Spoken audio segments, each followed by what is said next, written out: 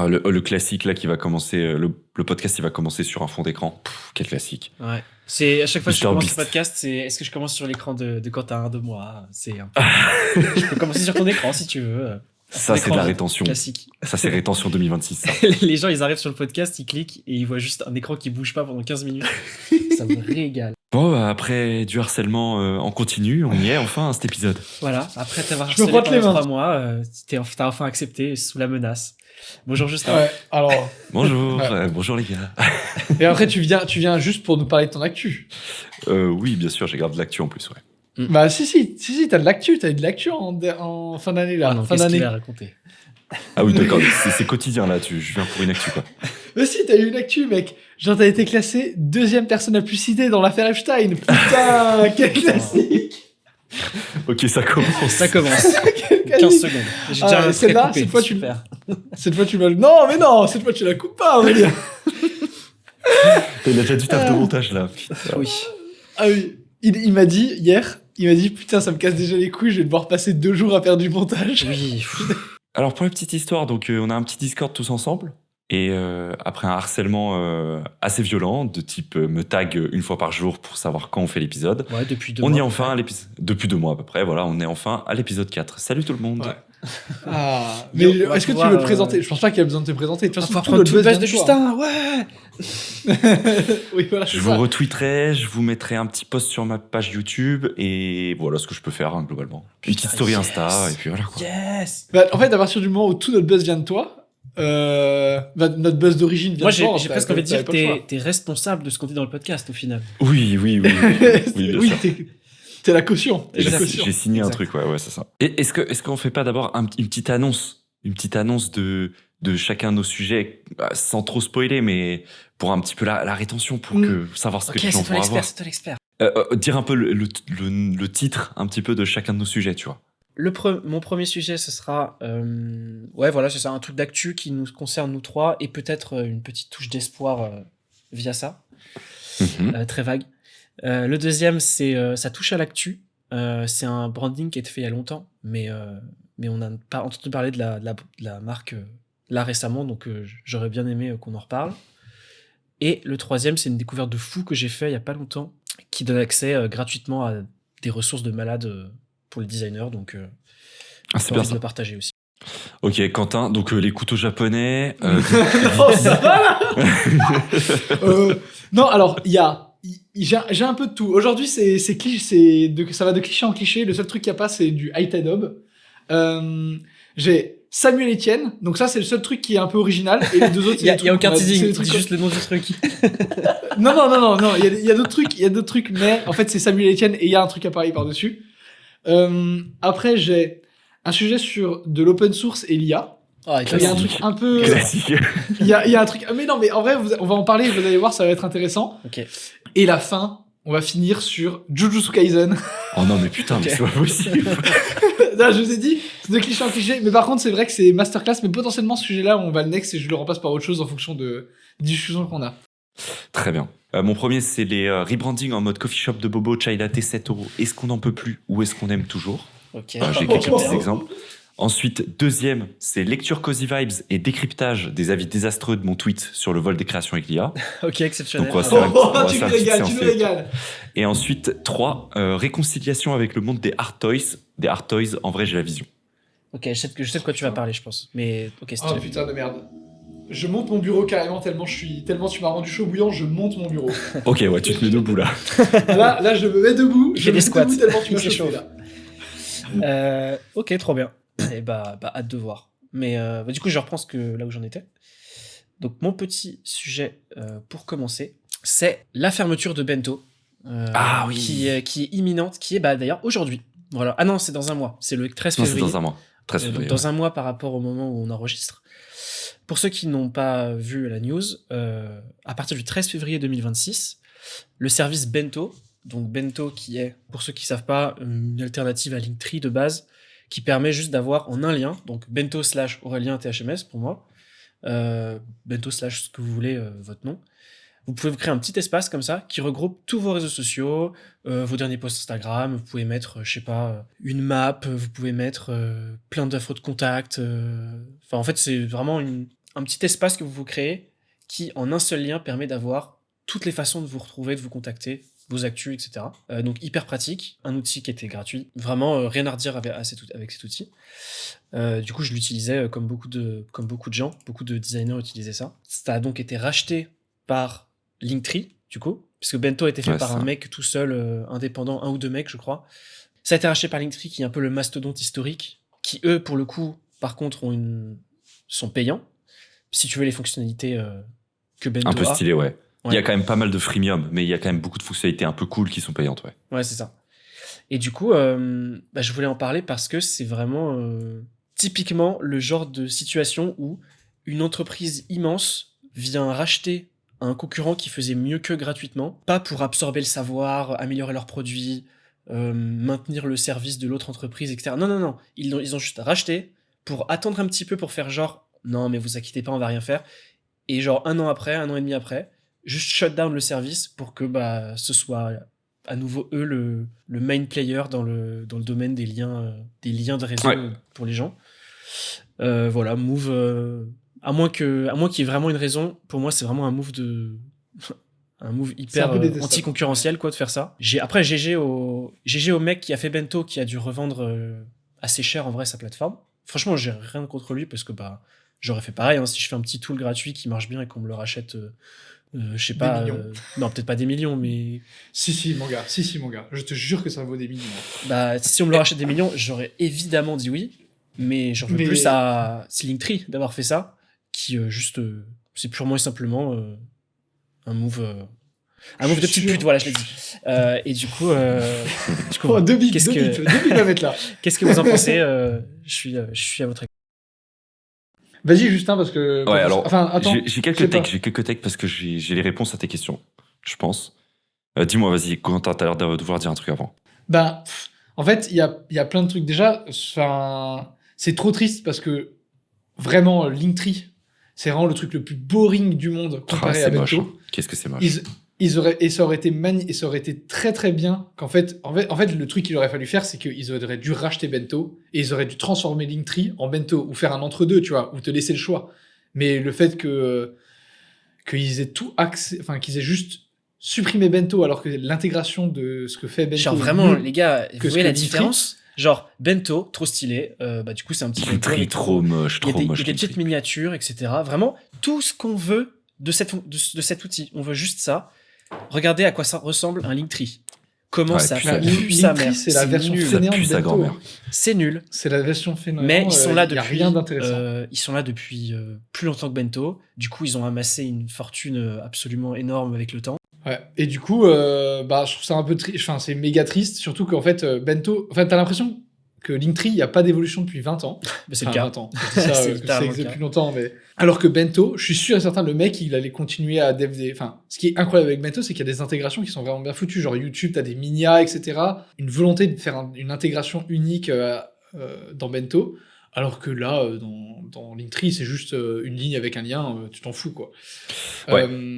Ce que tu disais avant, Aurélien, le truc de ils ont racheté, ils ont fait ce genre et tout, je pense que c'est clairement le cas. Pour avoir vu une boîte se faire racheter 2 fois et avoir travaillé dans des boîtes qui se fait racheter 2 fois d'affilée, tu le vois très vite quand les boîtes elles sont en mode non mais on va les laisser continuer à faire ce qu'ils veulent. Je bouillonne parce que j'ai la réponse à absolument tout ce que tu dis. Voilà. Allez, vas-y. Je bouillonne. Donc déjà, pour avoir une autre vision d'un autre Bento, plus axé créateur, parce que toi t'avais un Bento un peu plus designer, genre c'est assez cool parce que tu peux aussi mettre des previews de vidéos qui tournent en boucle. Ouais. Et du coup, en fait, ça fait presque comme un mini site internet portfolio. Sans payer Sans payer, mec, ouais, bien sûr. Trop bien. C'est ça qui est fou. Donc, genre, j'ai des vidéos qui tournent en boucle sans problème. Il y a des monteurs vidéo qui l'utilisent aussi pour montrer leur montage. Ils mettent genre que des rectangles de leur montage, etc. Enfin, c'était trop bien. Et donc, du coup, pour la petite histoire. T'es le premier sur le site Bento. Et justement, sur Bento, on était dans les premiers avec Basti et Benjamin Code et tout à l'utiliser en France. Donc, pour la petite histoire, Selim, c'est le co-founder, c'est lui. Et en gros, lui, son but, c'est de créer des produits qui se font racheter, en fait. Donc du coup, il avait créé Bento, tout en ayant en tête que son rêve, enfin pas son rêve, mais sa volonté, c'est de se faire racheter et de passer à un prochain produit. Oui, chose tout à fait louable en vrai. Tu fais des produits, c'est cool quoi. Tu le fais mieux, tu le fais gratuit, tu crées une hype, Et ensuite, les gens, ils se disent, en fait, Bento, c'est mieux que Linktree. Linktree prend peur, ils font une offre, ils rachètent Bento, et comme tu dis, ensuite, ils font du silence radio pendant des mois, parce qu'en fait, c'est ouf, parce que j'ai une conversation avec Bento au tout début. Donc moi, je l'utilise depuis février 2023. Et en fait, à ce moment-là, il tweetait tous les jours. Tous les jours, il tweetait comme des fous. Il sortait une nouvelle feature. Il faisait exprès d'attendre avant de sortir la prochaine feature. Il la sortait tout le temps. Chaque nouvelle journée, il y avait une nouvelle feature. C'était n'importe quoi. Dès le rachat de Linktree, silence radio. Plus aucun tweet quasiment. Que des tweets un peu corporate tous les 1 mois, juste histoire de dire qu'ils existent toujours. Mais dès le rachat de Linktree, silence radio complet. On a eu une discussion avec Bento, et en fait, je pense que je parlais au mec de Selim. D'un coup, on a switché en allemand. Parce qu'en fait, c'est des Allemands qui travaillent à Berlin.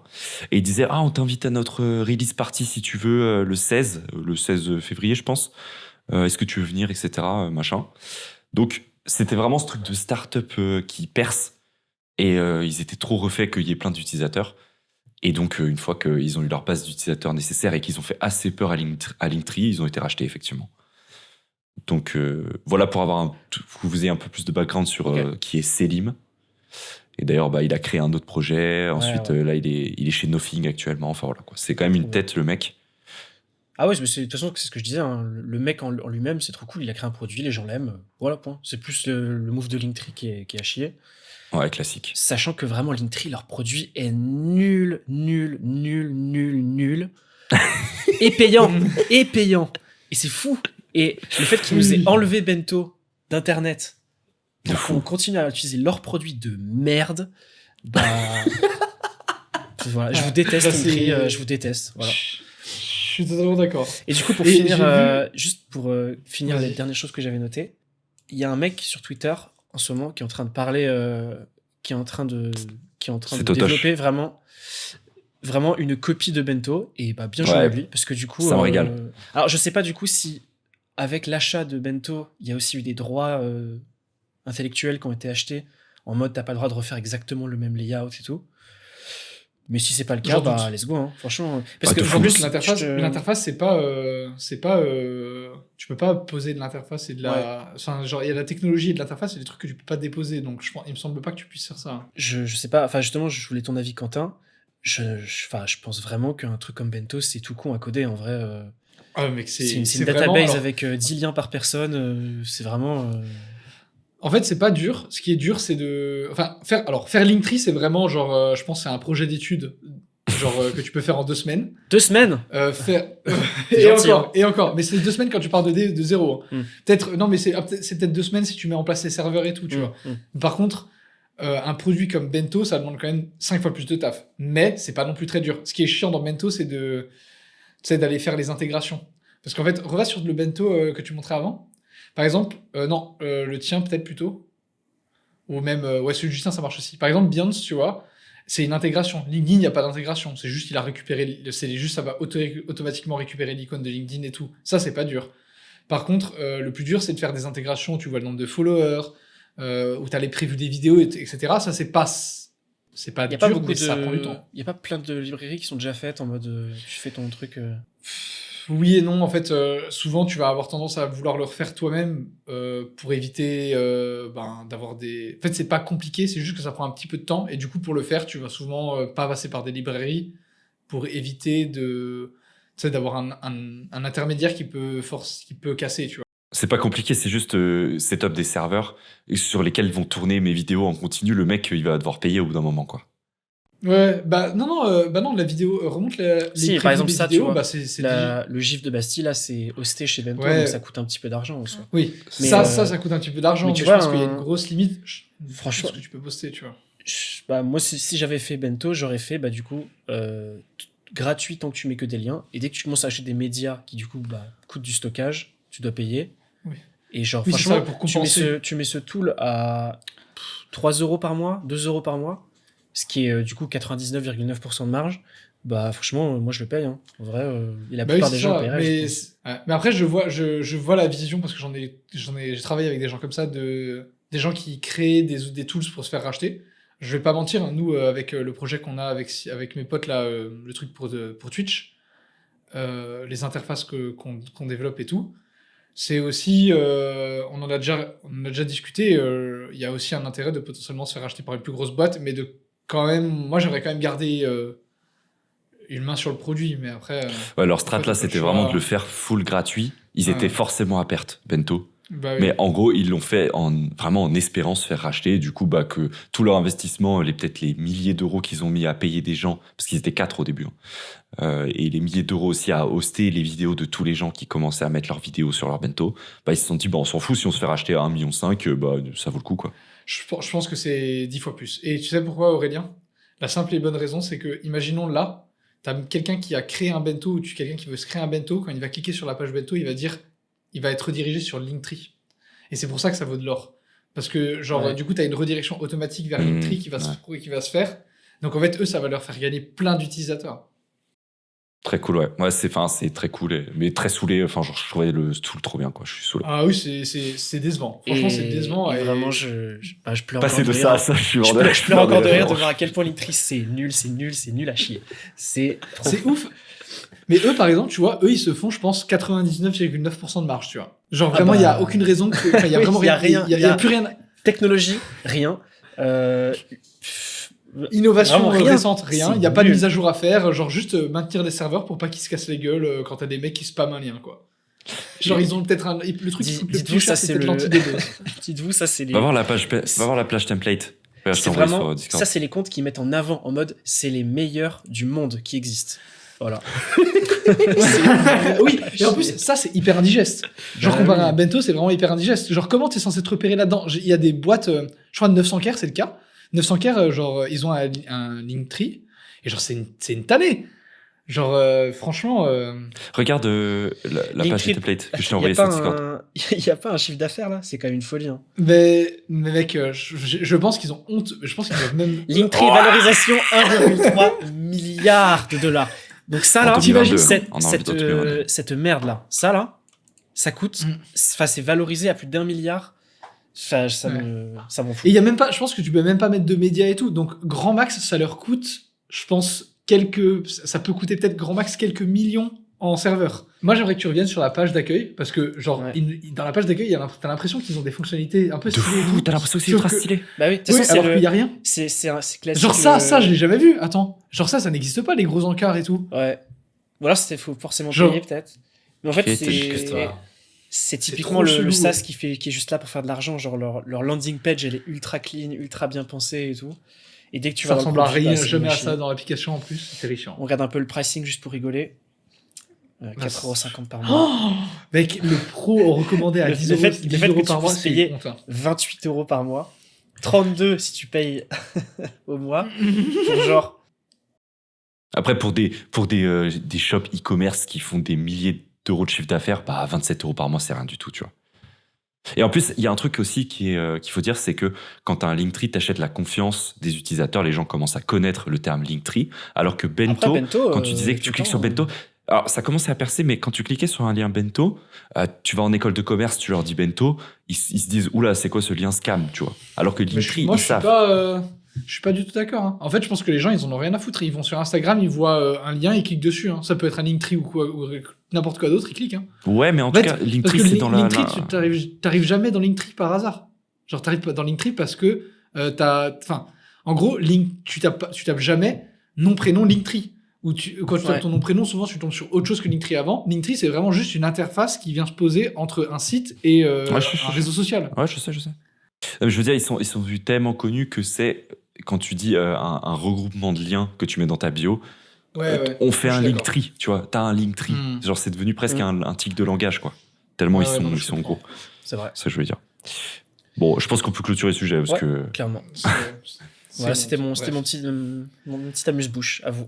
Donc, moi, on le rappelle, c'était rebranding en mode coffee shop de Bobo, chai latte 7€. Est-ce qu'on n'en peut plus ou est-ce qu'on aime toujours ? Donc, c'est un questionnement, c'est pas forcément du hate, c'est juste que y a un truc qui m'a fait tiquer, c'est notre cher représentant des rebrands, Basti UI, qui poste absolument tous les rebrands existants sur cette planète, c'est-à-dire un par jour, nous a pondu Exquis. Donc Exquis, c'est ça qui m'a fait tiquer, c'est que je me suis dit, à partir de là, est-ce que c'est pas la goutte de trop des rebrands typo un peu bold, moderne, Startup Nation. Donc, en voyant ça, je me suis dit, waouh. Petite anecdote, j'ai toujours cru que c'était Eki jusqu'à aujourd'hui. Je pensais que c'était Eki. Bon, là, t'es juste con. Non, mais mec, moi, c'était EKKI. Mais du coup. Non, mais je peux comprendre. Je peux comprendre. Et en fait, en voyant ça, bon, effectivement, l'ancien est moche, mais il a une certaine beauté dans sa mocheté. Il y a une petite vibe, tu vois. Ouais, il y a un truc un peu grunge que j'aime bien. En plus, genre, franchement, genre, quand tu le regardes de près, il est encore plus beau que de loin. Ouais, parce que tu sais, il a pas des bords arrondis et tout. Ouais, c'est ça. Des petites imperfections presque humains, comme tout le monde essaye de faire en mode c'est fait par l'humain, machin. Et du coup, on devient un truc comme ça qui peut totalement être une start-up. Ça peut être tout. Un SaaS, ça peut être Bento. Ça peut être Bento 2. On sait pas, en fait. Et du coup, alors, juste, tu peux rappeler ce que c'est parce que moi, je connais pas. Eski, c'est une sorte de prêt-à-manger. Ouais, de prêt-à-manger où tu vas acheter ta petite barquette de salade. Ok, c'est l'entrée, c'est l'entrée des supermarchés. Quoi. C'est un pôle, mais qui se veut un peu plus premium, meilleure qualité des produits, et c'est toujours beaucoup plus cher que la concurrence dans les gares et tout, tu vois. Ouais, mais je suppose que eux ils s'axent genre organic food, j'allais dire. Ouais, c'est ça, un peu en vrai. Bio, etc. Exactement. Ok. Tu vois, c'était un peu comme ça, genre en mode. Mais ça donne envie, mais je comprends. C'est rien d'autre qu'un pôle un peu plus frais, en vrai. Ouais. Oui, voilà, j'imagine ça, tellement il y a pas salades en plus. le nouveau branding, tu sais, full bold et tout, dans une gare là, comme ça. Trop bizarre.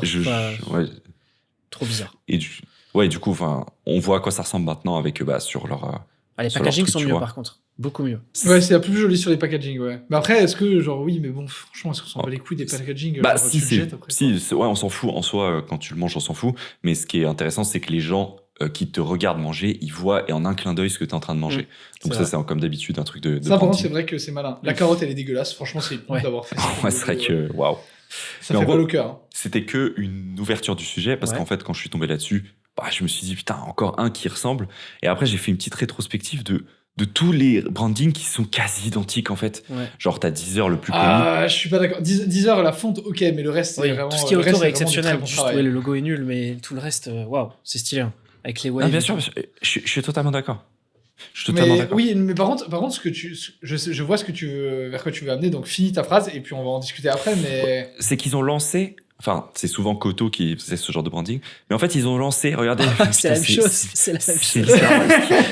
Mais c'est fait par Koto, Exki ? Non, justement non. Parce que Koto ils font très souvent ça. Hein. C'est vraiment leur marmelade. Mais du coup, j'ai l'impression qu'on est rentré dans une nouvelle ère. Donc ça, c'était encore l'ère. Tu vois, là on est en 2023.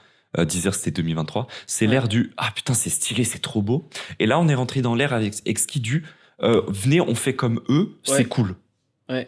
Et du coup, on a perdu l'âme de pourquoi on faisait un rebranding à la base. Ouais. Et du coup, là, vraiment, c'est n'importe quoi. Hein. C'est la même chose. C'est pas tout à fait la même chose, mais vous voyez le délire de ces typos bold. Je peux continuer, hein. Bolt, voilà. Celle-là, celle-là est connue, ouais. Voilà. Elle est belle, celle-là, putain. Et récemment, la Fédération française de tennis de table, pareil, il y a le même style. Bon, là, c'est un peu plus... Ouais, c'est un peu différent, mais je vois ce que tu veux dire. Mais tu vois, il y a un peu ce même truc à la Deezer, tu vois. En gros, ça y est, on commence à rentrer un peu dans le Zara, le Burberry, où tout le monde mettait la typo en bâton, là. Donc voilà, qu'est-ce que vous en pensez ? Est-ce qu'on n'en peut plus ou est-ce qu'on tolère encore ? Si on s'arrête juste au logo, oui, c'est nul de juste refaire le même logo, genre Iki, tu vois, qui a... En fait, si le post... Là, tu nous as montré le post avec que le logo avant-après. Bah là, oui, quand tu regardes ça, tu te dis, c'était pas nécessaire, c'est nul. Mais en fait, il faut regarder le branding global en entier. Bien sûr. Et du coup, quand c'est le cas, évidemment, si tu regardes un truc comme Deezer, c'est exceptionnel parce que tout va bien ensemble. Et tu mettrais pas un logo fin bâton avec le branding de Deezer. Et qui, tu vois, tu m'aurais montré genre tous les nouveaux packaging, les nouvelles interfaces d'écran quand tu commandes et tout. J'aurais pu trouver ça cool. Et ouais, c'est vrai que si tu regardes que le logo... Donc, je réponds pas à la question est-ce que c'est bien. Le logo. Mais ça dépend. En fait, ça dépend de ce qui accompagne, quoi.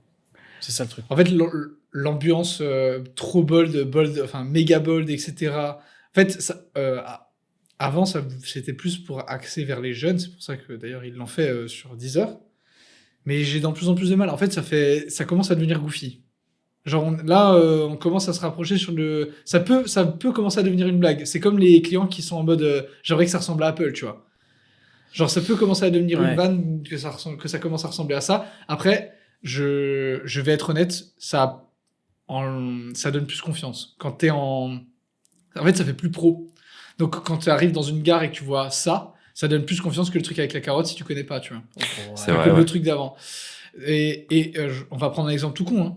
et que quand on est allé à vacances ensemble l'année dernière, on allait plus vers des enseignes qui ressemblaient à Eki, le nouveau, qu'à l'ancien, tu vois. Genre quand on allait prendre des cafés ou des choses comme ça. Genre quand tu vas prendre un café dans la rue, t'as un peu plus confiance quand le truc qui ressemble à Je sais ce pas. que tu disais. Bah, justement, je sais pas, Ah, parce tu qu'il y, sais a- il y pas a aussi l'autre côté de du coup, je vais payer trop cher pour ce que je vais C'est avoir. ça, c'est gentrifié. Parce que Ça, c'est c'est gentrifié, gentrifié. non, tu vois. Exactement, ouais, c'est ça c'est gentrifié. Du coup, je sais pas. Parce que, en Ouais. vrai, En fait, quand c'est la je question, regarde c'est pour nous, La question, c'est pas est-ce que c'est plus joli, c'est plus est-ce qu'on a vraiment besoin d'avoir un branding aussi moderne et épuré et clean pour un truc qui fait des salades, quoi.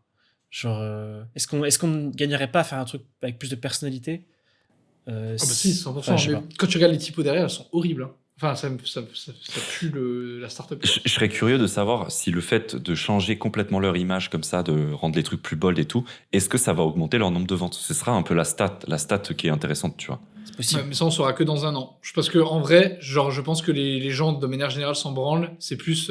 parce que, mec, quand tu vas aller chercher à bouffer, tu t'en fous du branding. Hein. Tu regardes si ça a l'air... le premier truc que tu regardes, si c'est bien noté. Le deuxième, c'est si tu vas taper une intoxication alimentaire. Quoi. Donc... et souvent, le prix en prend encore avant, mais... Mais je trouve que là, ça n'a pas été fait pour... Ça a été fait juste dans un terme business. Bon, après, c'est logique, hein, comme tout type de business, mais ça a été juste en mode, venez, on fait comme les copains. Comme ça, on est un peu pareil que les copains. Et comme ça, les gens viendront chez nous parce qu'on a la typo bold et on fait un peu plus coffee shop, bobo, un peu plus cher. Donc les gens se diront, c'est mieux, alors qu'on n'a rien changé à nos produits, tu vois, par exemple. Et du coup, débat qui s'étend au final avec, comme tu disais, les coffee shops. Mais des trucs comme ça, genre, je pense à Noon Café. Enfin là, vous allez voir, je vais taper toi, t'as les rêves. Café Toi, t'es un vendeur de café avec des DA, toi. Et tu vois, en fait, on retrouve, c'est pas tout à fait la même chose, mais on retrouve ce truc côté oui, bold. Mais avec l'idée est la même. L'idée est la même. Et c'est pour ça que je dis que c'est les rebrandings à la coffee shop, parce que ils ressemblent tous à. Enfin, là, c'est. Bon, oui, eux, c'est. Ouais. Eux, je pense que ça me surprendrait même pas que ça soit la même typo que Deezer. Oui, c'est quasiment la même chose. Enfin, ça n'est pas tout à fait, mais c'est toujours le même principe. C'est très beau, hein, j'adore, en vrai, sur le principe, mais voilà, on retrouve ce truc de coffee shop un peu, tu vois.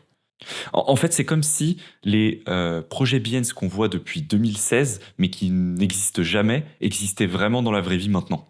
Je sais pas comment expliquer. Mais c'est juste qu'en fait, les projets Behance, en fait, c'est juste que c'était dans des villes qui étaient pas proches de chez nous, et c'est juste que maintenant, ça commence à se répandre beaucoup. Un peu partout, ouais, c'est vrai. En fait, parce que c'est vrai, comme dit, ouvre Behance, je pense que t'en as au moins 2 dans la page d'accueil, des comme ça. Mais d'un autre côté, est-ce que si nous confiait une DA de café, est-ce qu'on ferait un truc vraiment différent, ou est-ce qu'on partirait aussi sur des typos bold, tu vois? On ferait ça, je pense. On ferait ça, mec. Je pense qu'on ferait ça. Ou alors, genre, si vraiment... Enfin, tu sais, tu fais une proposition un peu extérieure que tu essaies de mettre un peu en avant, mais je pense que 80% des cafés et des clients, ils te diraient non, mais c'est bien de partir sur un truc bold. Hein. Je pense qu'on aurait peut-être le recul de se dire on part sur un truc un peu plus original, mais je pense que le client en lui-même, lui, il va pas vouloir ça. Il va vouloir ce qui ressemble à ses concurrents, ce qui fait vendre et tout, quoi. Là, c'est la nouvelle définition du moderne. C'est le nouveau terme de moderne et dynamique qu'on avait en 2018. Maintenant, c'est celui-là, quoi. Je sais pas c'est quoi l'équivalent d'avant. L'équivalent d'avant... L'équivalent d'avant, c'est du Helvetica, c'est typo plus fine, avec aussi des fonds unis. Là, on a plus apporté de la couleur et des typos plus bold à ce qu'il y avait avant, mais en soi... Et des formes, beaucoup de formes, de trucs comme ça. C'est mieux. Alors, c'est mieux, mais pour avoir essayé de faire des DA un peu comme ça, c'est quand même dur. Hein. Franchement, d'avoir la bonne idée pour les bonnes shapes et tout. Alors, là, ça marche bien et tout, mais tu peux vraiment faire un truc un peu boring.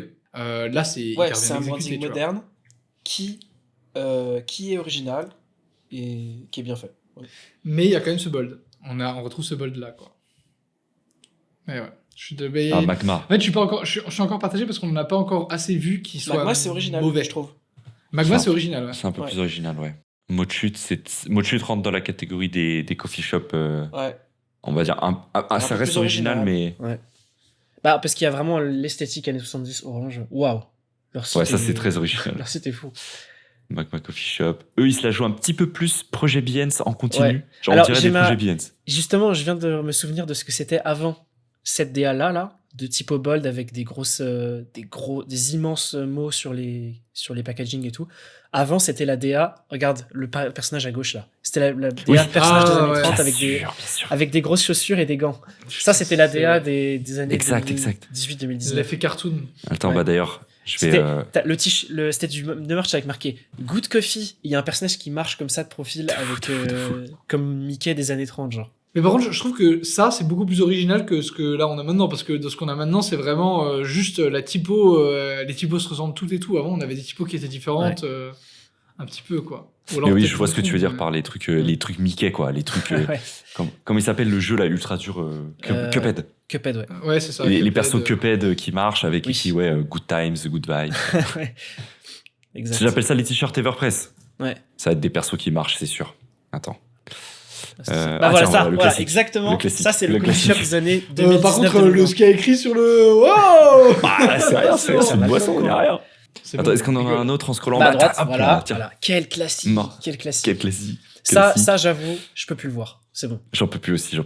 Mais je pense que ça y est, on a fait le tour un peu, je crois. Le classique. Le classique. J'avoue, j'en peux plus.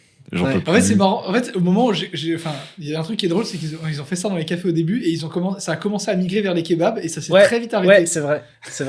Genre, je sais pas pourquoi, à partir du moment où ça a commencé à arriver au kebab, j'en ai plus beaucoup vu. Je suis bien d'accord. C'est le retour.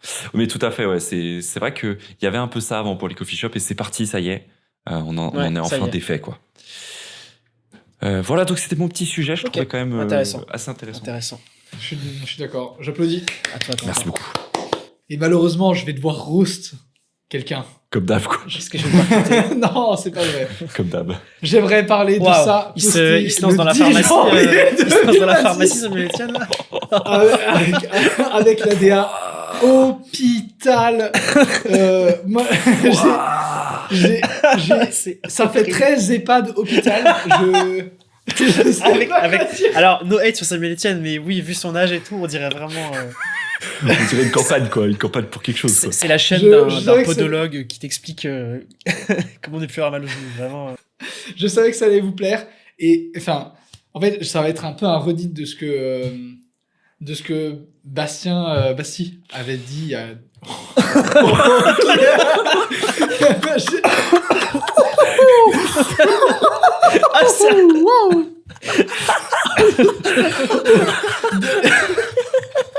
Au début, j'ai cru que c'était un drapeau israélien. Oh putain de merde. L'enchaînement, Samuel Etienne, diva intelligence graphique israélien que j'ai cru voir, il était magistral. Pitié. Est-ce que c'est toute sa DA ou est-ce que c'est juste ça? Déjà, ça, là, l'écran, c'est hilarant. T'as 4 fois sa tête, c'est marqué Samuel Etienne 8 fois.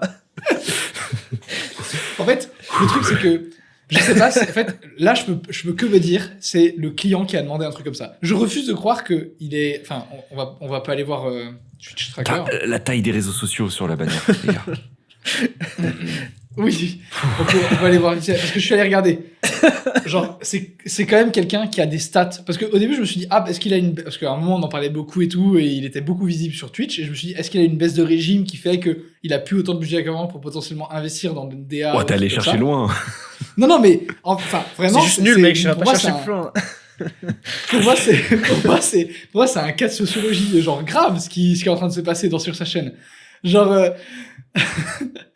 il a à peu près 1294 subs, ce qui est énorme. Hein. On est quand même, enfin, c'est pas genre gigantesque, tu vois, mais c'est quand même beaucoup de subs. Je vais aller vite fait sur sa chaîne Twitch. Ah non. Fous-toi de ma gueule. On dirait un spectacle de magie. Connard de merde. non, mais je rigole, mais en vrai, ça me fait mal au cœur, tu vois. Genre, c'est ça, DA. Genre, mec, le titre, il est, enfin, je sais pas. C'est la police word de base. En fait, je suis démuni parce qu'en vrai, s'il commençait Twitch et que ça faisait qu'un an qu'il streamait, genre ou alors même qu'il avait peut-être pas beaucoup, enfin, que ça faisait des années mais qu'il avait pas beaucoup de personnes, etc., qui le suivaient, genre, ça serait acceptable. Genre, le décor, j'en ai rien à foutre, mais juste, frérot, la DA. Genre, qu'est-ce que c'est que ça?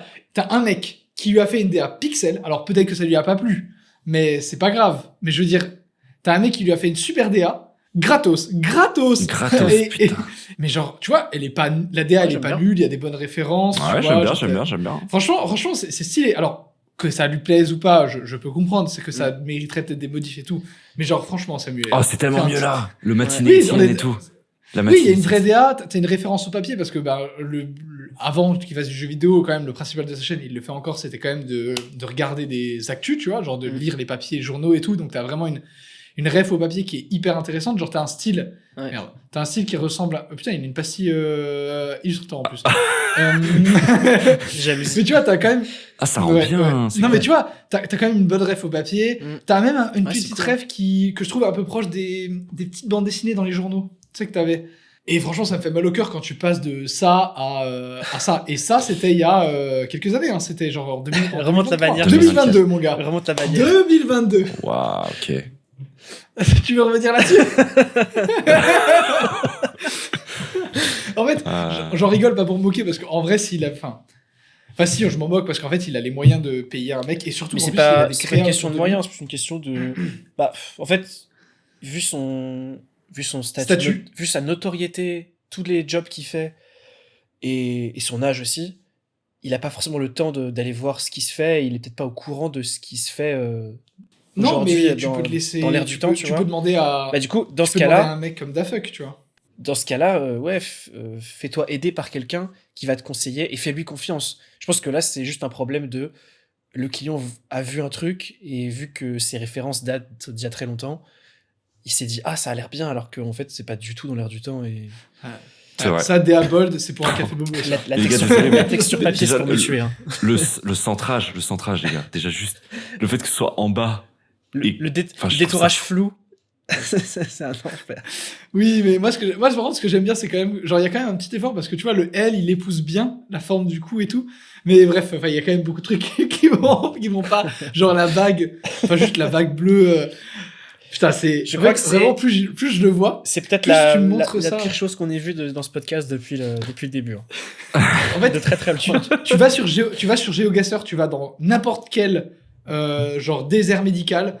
Et t'as forcément la seule clinique qui ouvre, qui potentiellement fait humains et animaux, elle ressemble à ça. Oui, c'est vrai.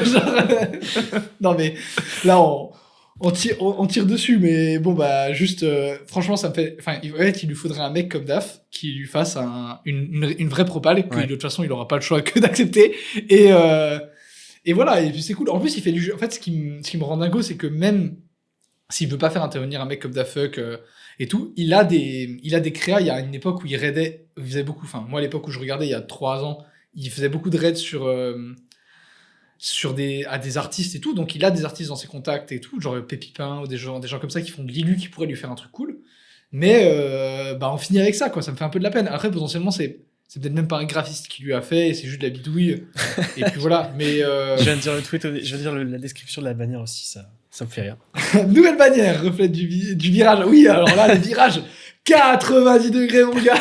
90 degrés dans le mur. Ouais, le virage dans la falaise, hop là. Non, mais oui, voilà, c'est ça. En fait, genre, attends, j'ai juste envie de regarder un truc.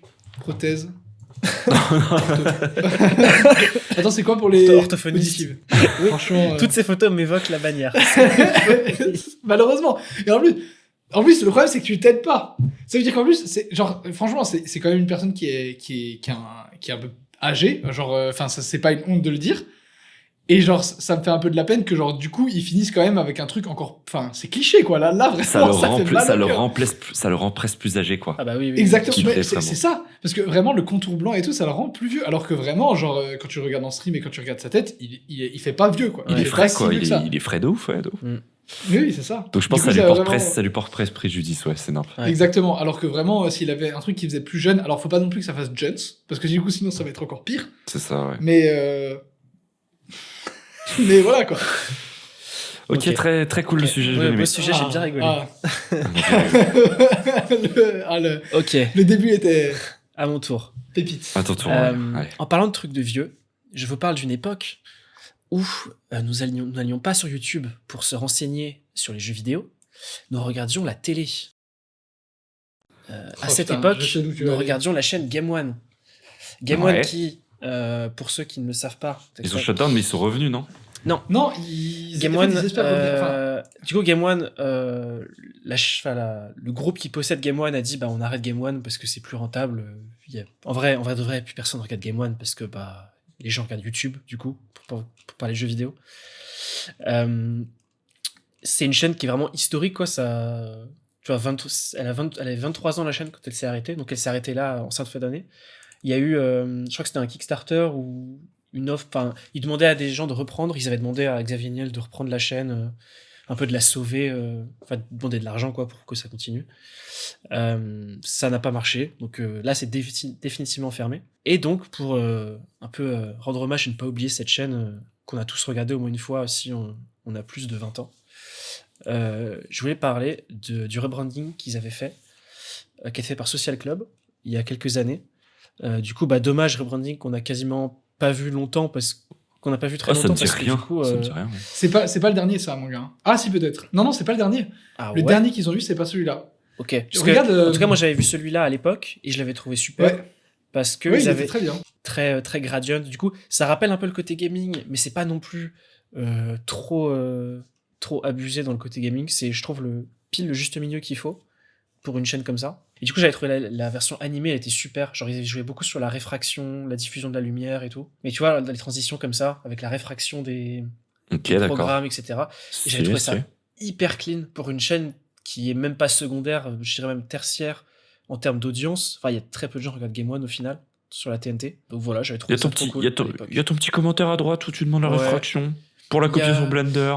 En fait, justement, je me demandais comment ils géraient ça. Parce que c'est un effet qui est quand même assez, tu sais, en termes de calcul qui est assez compliqué. Et je me suis dit, du coup, est-ce que vous faites un rendu 3D à chaque fois qu'il y a une annonce de programme, tu dois refaire un rendu 3D avec le truc dessus? Et non, il m'avait répondu, il m'avait dit que je crois que c'était géré automatiquement. Sur After. Ouais. Mais en tout cas, voilà. J'ai eu comme retour. J'avais trouvé ça assez cool à l'époque, ce petit rebrand.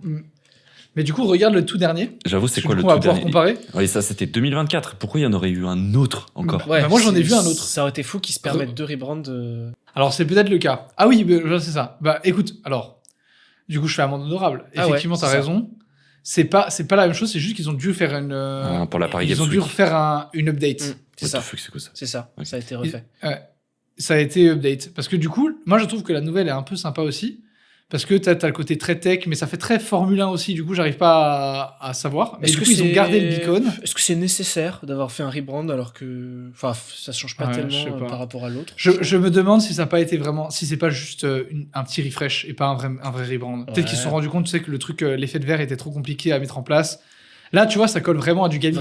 Là, ça fait e-sport. Par contre. Ouais. Exactement. Donc, potentiellement, c'était juste, en gros, ils sont peut-être juste revenus voir l'agence en leur disant, bon, écoutez, c'était cool. Est-ce que c'est pas juste possible de faire un refresh parce que ça fait pas assez gaming Qu'est-ce que c'est que cette agence? Alors, est-ce qu'on peut parler par pitié qu'est-ce que c'est de cette agence? Du contraste entre la qualité des projets, les clients énormes qu'ils ont, et le logo. L'exécrable logo de l'agence. Qu'est-ce que c'est que ce logo? On dirait les secrets de Lily, c'est un enfer. C'est un pressing à Paris. C'est un pressing à Paris. C'est une petite créatrice qui vend des bijoux. Quel cauchemar là. Mais regarde ça. C'est quoi ce site? Oh waouh! Qu'est-ce que c'est que ce site? Mais c'est pas possible. Oh, l'icône mail, elle est regarde la liste des clients de malades et le site de Je refuse de croire qu'ils sont pas boostés. C'est pas possible. C'est full boost, ça. C'est full boosté. C'est le fils de Macron qui a créé une agence, ça. C'est quoi cette histoire là? Terrifiant. C'est ça. Après, c'est la preuve que t'es pas obligé d'avoir un bon branding perso pour avoir des bons clients. Il faut juste que tu sois bon, parce que vraiment les produits sont, les rendus sont classe. Genre vraiment leurs produits les sont rendus cool. sont propres. Mais le site, oh mon dieu, le site. Moi, je reçois un DM de ça, je me dis qu'on va me proposer une paire de lunettes gratuites. De fou. J'ai l'impression qu'on va me scam. Oui, moi aussi. Mais bon, je pense qu'ils savent ce qu'ils font. S'ils ont pas fait de rebrand, c'est peut-être pour une raison. Mais... Probable, ouais. Ils ont plus de clients que nous. Oui, voilà. Clairement. On s'incline en haut. Et après, ils sont italiens, donc potentiellement, c'est aussi ça. Peut-être on a juste pas la ref. C'est pas une excuse. Pas une excuse, ouais. Je sais pas. Ok, super petit sujet. Voilà, c'était mon petit sujet. Juste ne pas oublier Game One, c'était trop cool. J'ai versé une petite larme quand même quand j'ai vu les extraits de la fermeture. Eh bien, j'ai bien l'impression que c'est mon tour. Vas-y. Donc, c'est le petit moment de cozy vibes, lecture et décryptage des avis désastreux de mon tweet sur le vol des créations Eclair. Donc, déjà, pour que les gens aient un petit peu le contexte, il va falloir se mettre juste l'audio et la vidéo, pour ceux qui regardent sur vidéo. Tac. C'est 1 minute 10, c'est chiant, mais juste pour que les gens aient le contexte. Relou, je sais. Mais on va la regarder. L'IA vole les artistes. Mais alors, est-ce que c'est vrai ? Et là, je vois qu'en fait, il y a vraiment tout mon travail qui a été volé, quoi, parce que je vois qu'il y a vraiment quelqu'un qui crée des images avec une IA et où il a entraîné en fait tout mon travail. Là, je retourne sur le site du gars et là, je vois plus rien. Et ce qui s'est passé, c'est qu'un jour, on a un concurrent qui diffuse des publicités et on trouve qu'elles ressemblent étrangement à des photos qu'on a réalisées pendant les shootings. J'ai commencé à avoir des gens qui reprenaient du coup la photo de profil d'anime que j'avais fait avec mon style qui est quand même reconnaissable. J'ai pris des années à trouver mon truc. Maintenant, on me le vole. Mais pour aller encore plus loin, j'ai demandé à des experts du sujet la vérité. La vraie vérité. Ce qui se passe, c'est qu'on va avoir tendance à croire qu'il y a un vide juridique. Donc ici, avec l'IA, on va se dire non mais il n'y a aucune règle. Mais c'est faux. Est-ce qu'il y a certains modèles qui ont été entraînés sur des images en vrai protégées par des copyrights ou pas du tout ? Alors, honnêtement, je prends pas de risque à dire que oui. Déjà, sur la question, est-ce que toi, en tant qu'artiste, tu peux protéger tes œuvres ? Je dirais que non. Donc, ceci est un teaser pour ma vidéo complète. J'ai fait 2 vidéos sur le sujet IA. Une où je donne la parole aux gens qui utilisent l'IA dans leur workflow créatif pour améliorer leur workflow et pondre des trucs meilleurs. Et une autre vidéo où je donne la parole à des artistes qui n'utilisent pas l'IA et qui se sont fait voler leur travail par des gens qui entraînent soit leur travail via une IA ou qui disent juste créer une illustration dans le style d'eux, et ils utilisent entre guillemets des années de création et des années à chercher son style pour créer des trucs dérivés générés par IA. Donc ça, c'est un post que je fais sur Twitter. Il a son petit succès, on va dire, presque 800 000 vues, très peu de likes et de retweets par rapport à cet énorme nombre. Mais le peu de retweets qui ont été faits ont fait beaucoup de vues. Exactement.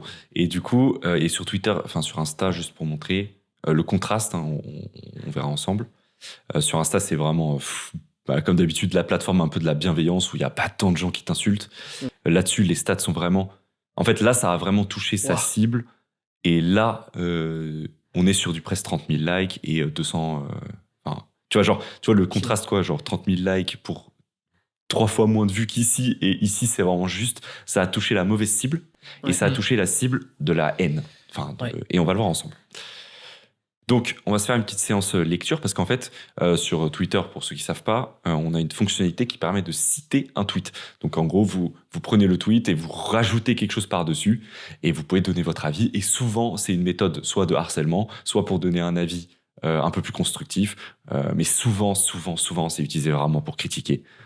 Sachant que depuis le rachat de Twitter il y a quelques années, l'algorithme booste énormément les citages de tweets pour un peu encourager les trucs un peu drama, les trucs un peu sensationnalistes. Et du coup, souvent des avis un peu mid juste parce qu'ils citent un autre tweet sont beaucoup boostés et sont beaucoup vus, quoi, aussi. Ouais, en vrai, moi j'ai l'impression que c'est plus utilisé maintenant pour faire pour genre répondre, parce que t'as la flemme de confronter la personne dans les commentaires, parce qu'en vrai, si tu veux échanger avec la personne, tu réponds dans les commentaires, tu fais pas un... Mais c'est vrai que du coup, t'as pas trop... si par exemple tu veux faire un RT, mais rajouter un peu ton avis ou donner de la force à quelqu'un, t'es obligé de faire un QRT aussi, quoi. Et puis du coup, là, vu que c'est un peu une vidéo teaser, en fait, les gens, ils l'ont traité comme si c'était un reel sans vidéo YouTube derrière. Et puis, les gens vont pas faire l'effort d'aller écouter ma vidéo de 35 minutes pour voir ce qu'on a dit de manière plus approfondie. Ils vont prendre la vidéo telle qu'elle et s'acharner sur cette vidéo telle qu'elle, ce petit extrait, alors qu'il y a beaucoup plus de choses à dire et des choses qui ont déjà été dites dans la version longue, mais que les gens iront jamais voir. Donc, on se retrouve avec une sorte de rage bait. C'est presque on dirait une vidéo rage bait, tellement ça a fait réagir. Et on va se faire une petite lecture de certains. Bon, certains, ils sont un peu nuls, mais il y en a certains, c'est vraiment de la pure méchanceté, de la pure haine. Et on va se les regarder quand même. Ouais, c'est ceux que j'ai le plus vu passer.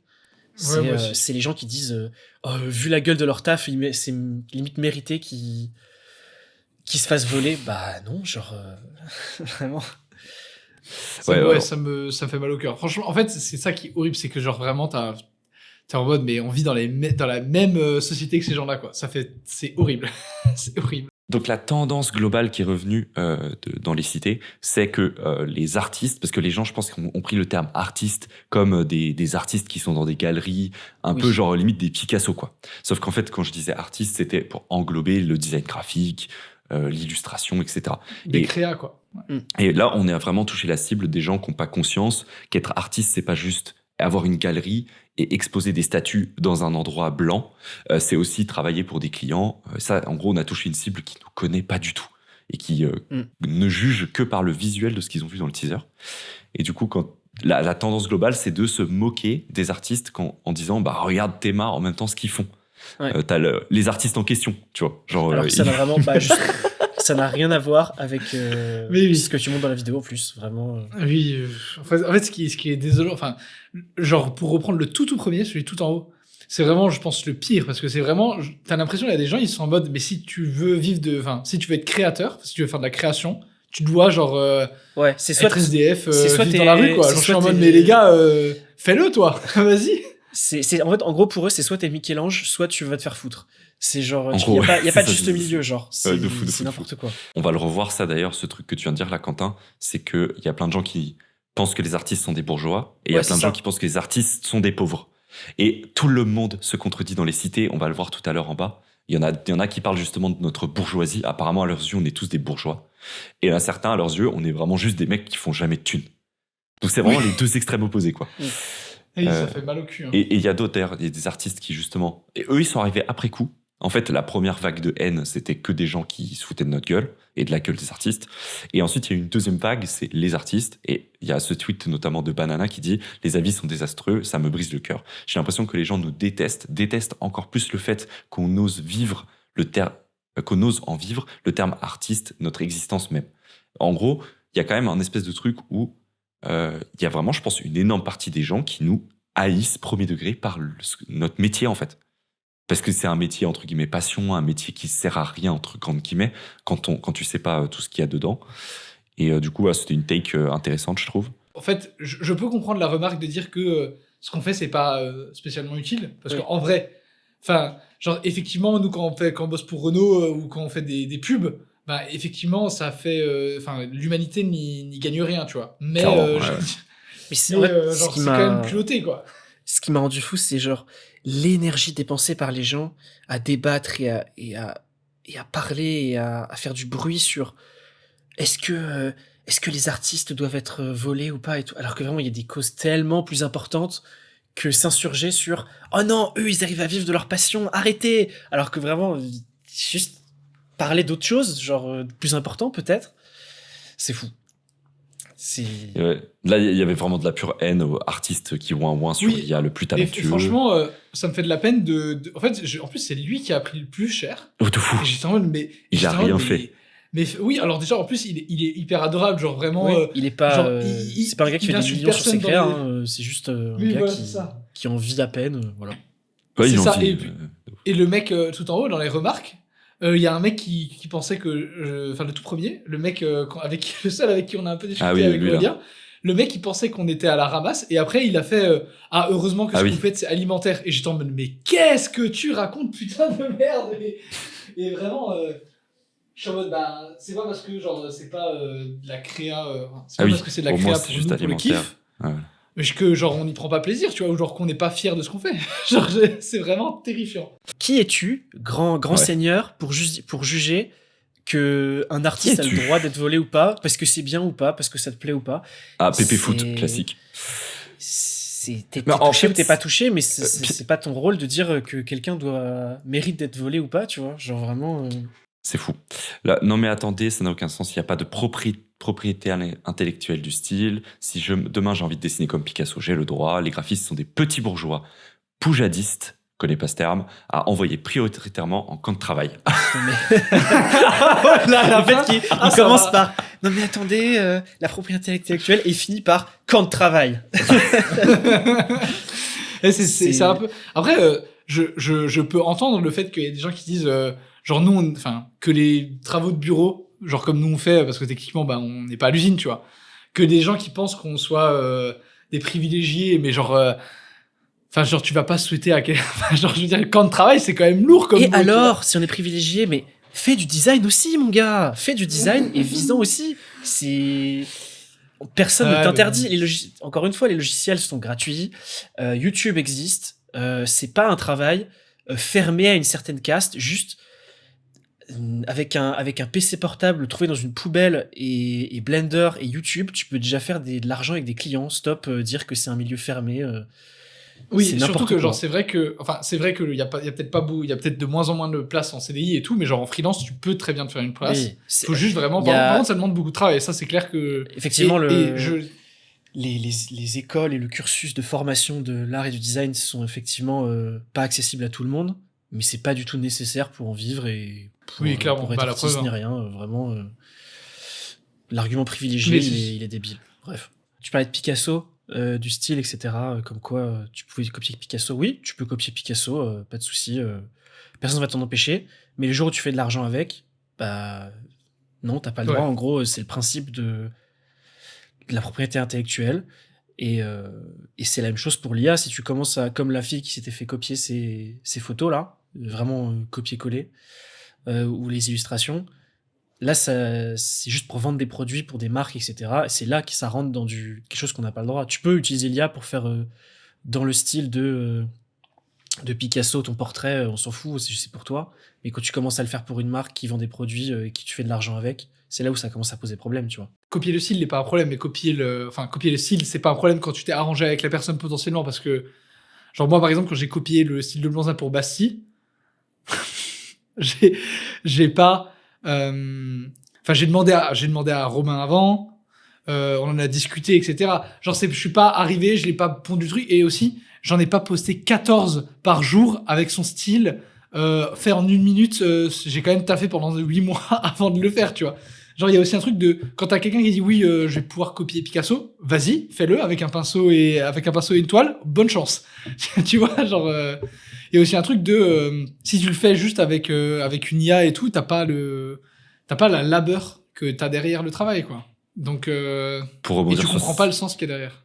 Pour rebondir sur cet exemple-là, il y a Suprao à l'époque, en vrai, c'est quand même un gars qui a basé tout le début de sa communauté sur reprendre des trucs de la pop culture ultra connus et les repeindre en les interprétant différemment. Mais en vrai, il a rien inventé, il a que repeint et mis dans des positions différentes. Et il basait son business là-dessus au début, jusqu'à vendre des premiers produits avec de la pop culture sur des ballons de basket, etc. Pour moi, là, on est proche de l'interdit. Je sais pas si c'est illégal ou pas de faire ce genre de truc. Après, le style Suprao, c'était le layout et les couleurs utilisées et comment il les mettait en position, etc. C'est ça son style, c'est pas mettre la panthère rose, c'est genre avoir cette esthétique globale et tout ça, quoi. Oui, et genre, il a pas fondé toute sa marque sur le fait de... Enfin, le personnage qu'il a dans sa marque, c'est pas un personnage volé, tu vois. C'est pas Pikachu, tu vois ce que je veux dire ? Au début, il était quand même très très proche avec ce smiley. Tu vois, ce smiley, le smiley très connu, jaune, qui est d'ailleurs protégé. Puis ensuite, petit à petit, un peu Kessaring en termes d'inspi, en faisant plein de petits personnages comme ça. Voilà. Et en fait, on voit qu'il s'est inspiré de beaucoup de choses de son enfance et d'artistes très connus. Mais quand on regarde où il en est aujourd'hui, bah voilà, il a fait sa marque, il est ailleurs en fait, il est dans une autre... Ça y est, il a son propre style maintenant aujourd'hui, mais ça a mis du temps pour en arriver là, et il est passé par la copie, la pure copie au tout début de trucs pop culture, quoi. Ouais, mais il le faisait pas en 2 minutes, quoi. Genre, il apprenait, il a trimé, bien sûr. Tu vois, c'est ça aussi, tu vois, il s'est... En fait, vu qu'il le refaisait à la main, il avait aussi la sensation de recréer par-dessus, l'envie. Et je pense que même, qu'il aurait pu avoir des poursuites pour ce genre de truc. Je pense qu'il s'est arrêté au bon moment parce qu'il commençait à faire pas mal de ventes à un moment où il y avait certains trucs, c'était encore... il vendait des trucs avec littéralement la panthère rose dessus. Je sais pas si c'est libre de droit, tu vois. Genre, c'est... Et donc, du coup... oui, voilà. Non, mais en tout cas, ce que je veux dire, c'est que Suprao, j'adore ce qu'il fait, et tout ce qu'il fait, c'est génial. C'est juste pour dire que il vient de loin, quand même. Et il a mis du temps à avoir un style comme ça. Et du coup, je reviens sur un truc, là. Pensez que faire une pub pour Intermarché ou la PP d'anime, c'est faire de l'art, pleurs de rire, pleurs de rire, pleurs de rire. Ça, vraiment, ce principe de ne pas comprendre la différence entre art, design et de pas comprendre qu'il peut y avoir une production d'une centaine de personnes derrière un site publicitaire, c'est quand même fou d'être aussi con. Ce mec a le droit de vote, probablement. C'est ça qui est fou, en fait. Il y a les gens croient que si c'est commissionné par une marque ou pour une marque, ça peut pas être de l'art. Alors que vraiment, tous les trucs mémorables du graphisme dans l'histoire, ou du design, de l'animation dans l'histoire, sont faits pour des marques, genre toutes les covers iconiques ont été faits pour vendre des albums, donc faire de l'argent. Les pubs, enfin, il y a des pubs qui sont juste des courts-métrages incroyables qui ont été commissionnés par des marques. Enfin, en fait, le fait que ce soit fait pour une entreprise, c'est pas un on-off de c'est de l'art ou c'est pas de l'art, c'est n'importe quoi. Oui, c'est ça. Je veux dire, même, je veux dire, la pub Intermarché, elle est quand même très, très. Enfin, pour le nombre de personnes qui ont bossé dessus et tout, genre, franchement, c'est difficile d'aller dire que c'est pas artistique, quoi. En gros, voilà, donc aux yeux des gens qui nous connaissent pas, on est des bourgeois, on a une galerie, on est des Parisiens qui se plaignons en continu alors qu'on a beaucoup d'argent. Donc tout ça est littéralement faux. Et du coup, c'est fou qu'on ait cette image quand même. Donc, pour certains, je veux dire, bien sûr. Ouais, après, ça reste Twitter. Hein. Je pense que. Oui, mais ces gens existent dans la vraie vie. Hein. Ces gens oui, c'est ça qui est triste. Mais et ont le droit de vote. Ils ont le droit de vote aussi. Ça, c'est... Moi, je pense que juste pour nuancer, il y a une grosse partie des gens qui sont beaucoup plus nuancés que ça et qui sont moins cons, quoi. Et je pense qu'il y a beaucoup de gosses. Ça me surprendrait pas qu'il y en ait beaucoup des gens qui soient très jeunes, enfin pas des gosses, mais des jeunes, quoi. Des mecs qui ont entre 19 et... Il y a aussi beaucoup de gens qui ont 19 ans. Il y a aussi beaucoup de gens qui publient des choses juste pour montrer qu'ils sont dissidents, qu'ils sont pas comme les autres. Ouais. Regardez, je pense pas pareil que les autres. Moi, je pense que les artistes devraient pas exister. Vous avez vu allez, je suis disruptif. C'est fou. Enfin voilà, donc amusez-vous. Si jamais vous voulez aller sur ce tweet-là, vous allez ici dans voir les citations et ensuite régalez-vous. Enfin vraiment. Et en fait, n'hésitez pas aussi à aller sur les tweets en question et ensuite là dans les commentaires, il y a encore des fous du bus. Donc c'est vraiment une très bonne. Si vous voulez perdre foi en l'humanité, c'est là qu'il faut aller, quoi. Tip top. On finit sur une note positive, ça régale. Et c'est à moi, et c'est le sujet de gros puants, de nerd. Attention. Ok, le tunnel. Alors, en vrai. Non, en vrai, je pense Linux. que vous allez avoir des trucs à dire. J'espère, parce qu'en fait, sinon, on va peut-être. Si vous avez rien à dire dessus, je vais peut-être next très très vite. J'ai une petite question, Quentin. T'es pas sur Linux là, du coup? Et non, mais tu n'as pas regardé le dernier épisode en entier, bon. Si. C'est possible que le dernier, je l'ai un petit peu plus survolé, oui, celui-là. La raison est simple, hein, c'est juste que tout marche. Enfin, il y a des trucs qui marchent, mais d'autres qui marchent pas. D'ailleurs, on peut y revenir vite fait. Non. Non, ça va être très rapide. Il y a un mec qui m'a ratio. Il a réussi à installer Cavalry sur la même distro Linux que moi, donc il faut que je regarde ce qu'il a fait. Mais voilà. Okay. Donc il m'a bien baisé. Alors, le fait moi je voulais juste fasse un concours de bits. Regarde, j'ai réussi à installer un logiciel. C'est quand même de la folie. C'est fou.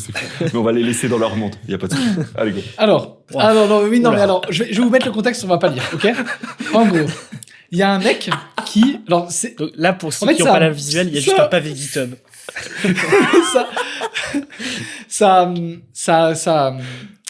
Ça date d'il y a pas longtemps et ça a beaucoup fait parler sur Internet, mais du coup, j'aimerais juste en parler vite fait parce que je pense que vous êtes même pas au courant de ce que c'est et de ce qui s'est passé, etc. En gros, t'as ce truc-là qui s'appelle Tailwind CSS, qui est une librairie pour faire du CSS, genre pour faire du style sur des sites web. Je vais essayer de vulgariser au maximum, hein, pour faire des styles pour rendre un site joli. Et c'est open source. C'est ça qui fait aussi que c'est cool, c'est que c'est open source. Sauf que, avec l'émergence de l'intelligence artificielle, il y a un problème avec ce genre de service open source, et on va en parler vite fait. T'as un mec qui a traduit toute la librairie open source de ce truc-là pour la mettre dans un document qui est lu spécialement par les IA, que tu peux mettre dans tes repos, etc., dans ton code.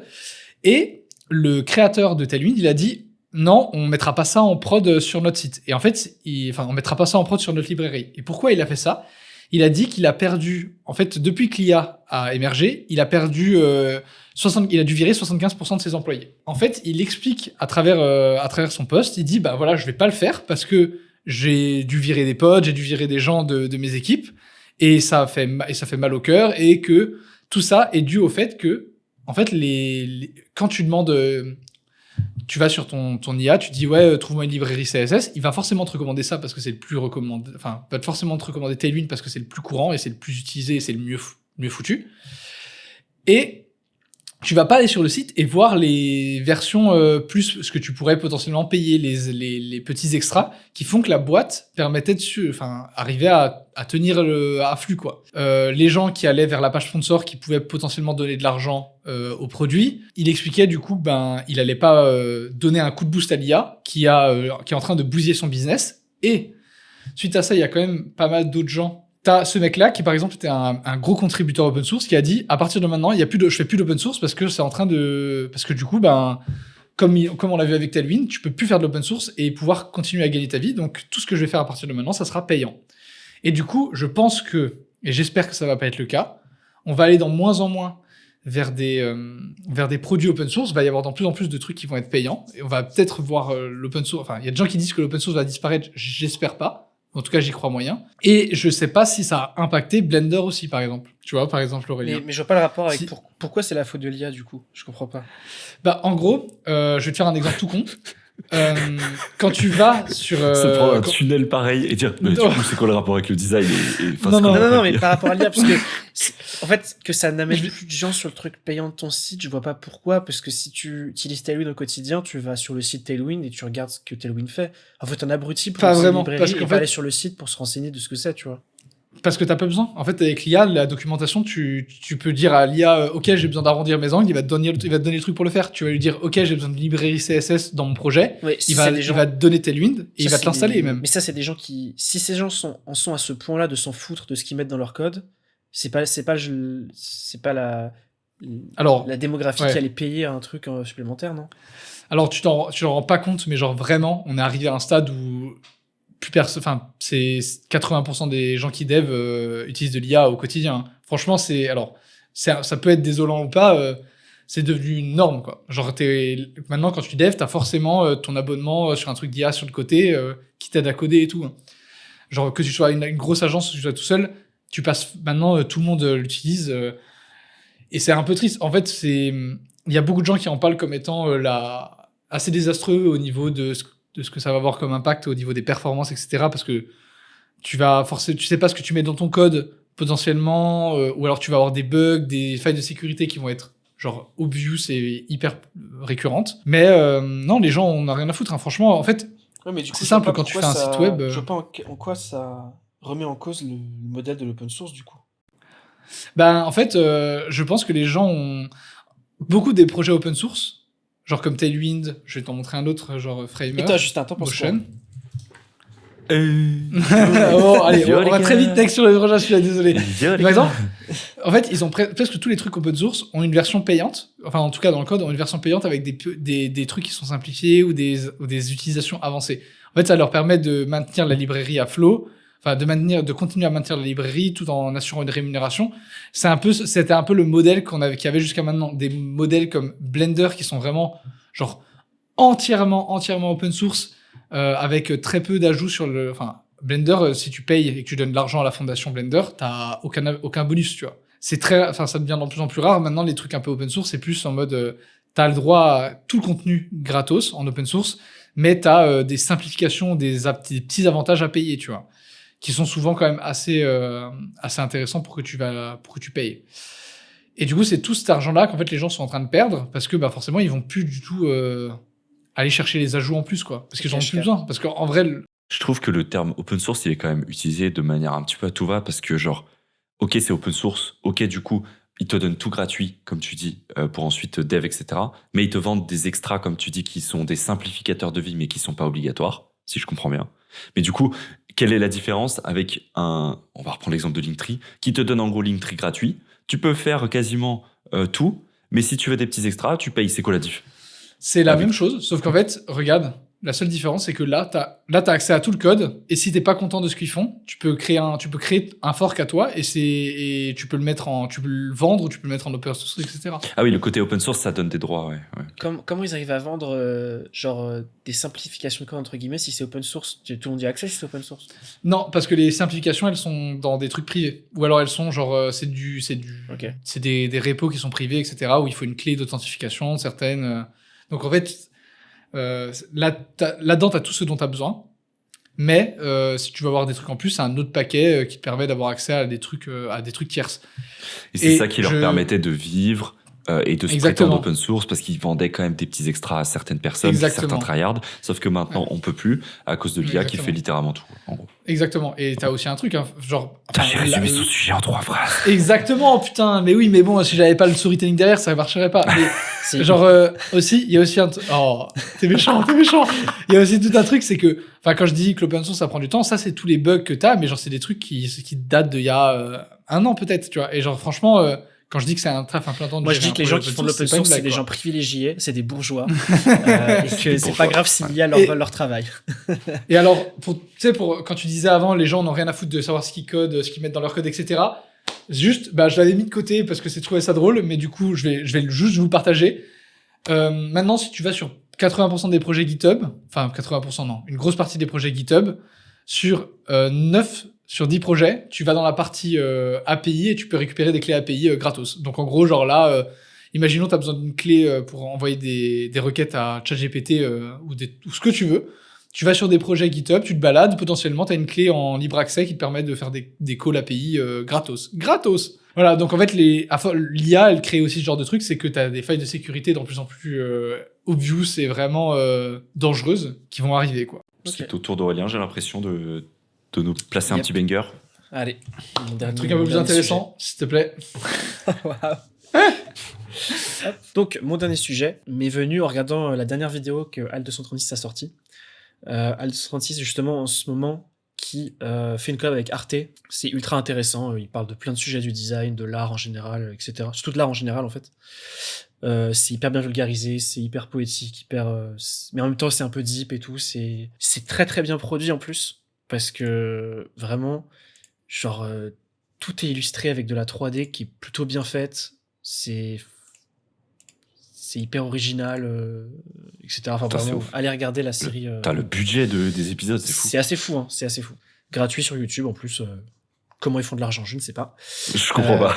Surtout que t'as un bloqueur de pub, allez go. Ouais. Non mais c'est parce que c'est... Bien sûr, il n'y a pas de pub sur Arte, sur YouTube. Je crois que c'est juste parce que c'est service public, donc c'est gratuit, quoi. Non, enfin bref, HAL236 a sorti une vidéo il n'y a pas longtemps qui parle de l'Internet Archive, du coup. Mini introduction, c'est quoi l'Internet Archive ? C'est une organisation à but non lucratif, c'est une ONG en fait, qui a pour but d'archiver Internet. En gros, pour éviter que tout ce qui est médias soit perdu à tout jamais si un serveur est débranché ou si les gens suppriment les fichiers. En cas de procès, c'est pratique, hein, ça. Internet Archive est là pour les procès. Ouais, et pour faire en sorte que quelque chose ne disparaisse pas, en fait. Parce que, mais voilà, c'est ça. Imaginons un film n'est plus sur aucune plateforme pour le streamer, plus personne le met en ligne via des sites pirates, etc. Bah, le film peut potentiellement disparaître à tout jamais et ne plus jamais être retrouvé. Et du coup, Internet Archive est là pour juste avoir des serveurs immense et tout stocké chez eux pour ne pas que ça disparaisse. Donc incroyable comme initiative en vrai. C'est eux aussi qui font la Wayback Machine, donc c'est ce qui permet de remonter en arrière sur les sites, voir par exemple le site d'Apple en 2004, et ben vous pouvez le faire via la Wayback Machine, et puis c'est ultra intéressant de voir l'histoire un peu de plein de choses. Enfin, vraiment c'est incroyable la Wayback Machine et Internet Archive. Et en regardant cette vidéo, à un moment il parle du fait que on peut retrouver des artbooks sur Internet Archive, des artbooks récents. Et donc, je vous ai fait une petite compilation des artbooks que j'ai pu trouver sur l'Internet Archive. Les artbooks, donc, pour ceux qui ne savent pas, c'est des livres qui documentent un peu le process de création des œuvres. En général, quand il y a un gros film, un gros jeu qui est produit, toute la recherche graphique qui a eu lieu pour faire cette œuvre d'art est regroupée dans un artbook pour que les fans puissent aller voir ou que les autres artistes puissent s'inspirer, etc. Un artbook, ça peut coûter cher, ça peut être très rare.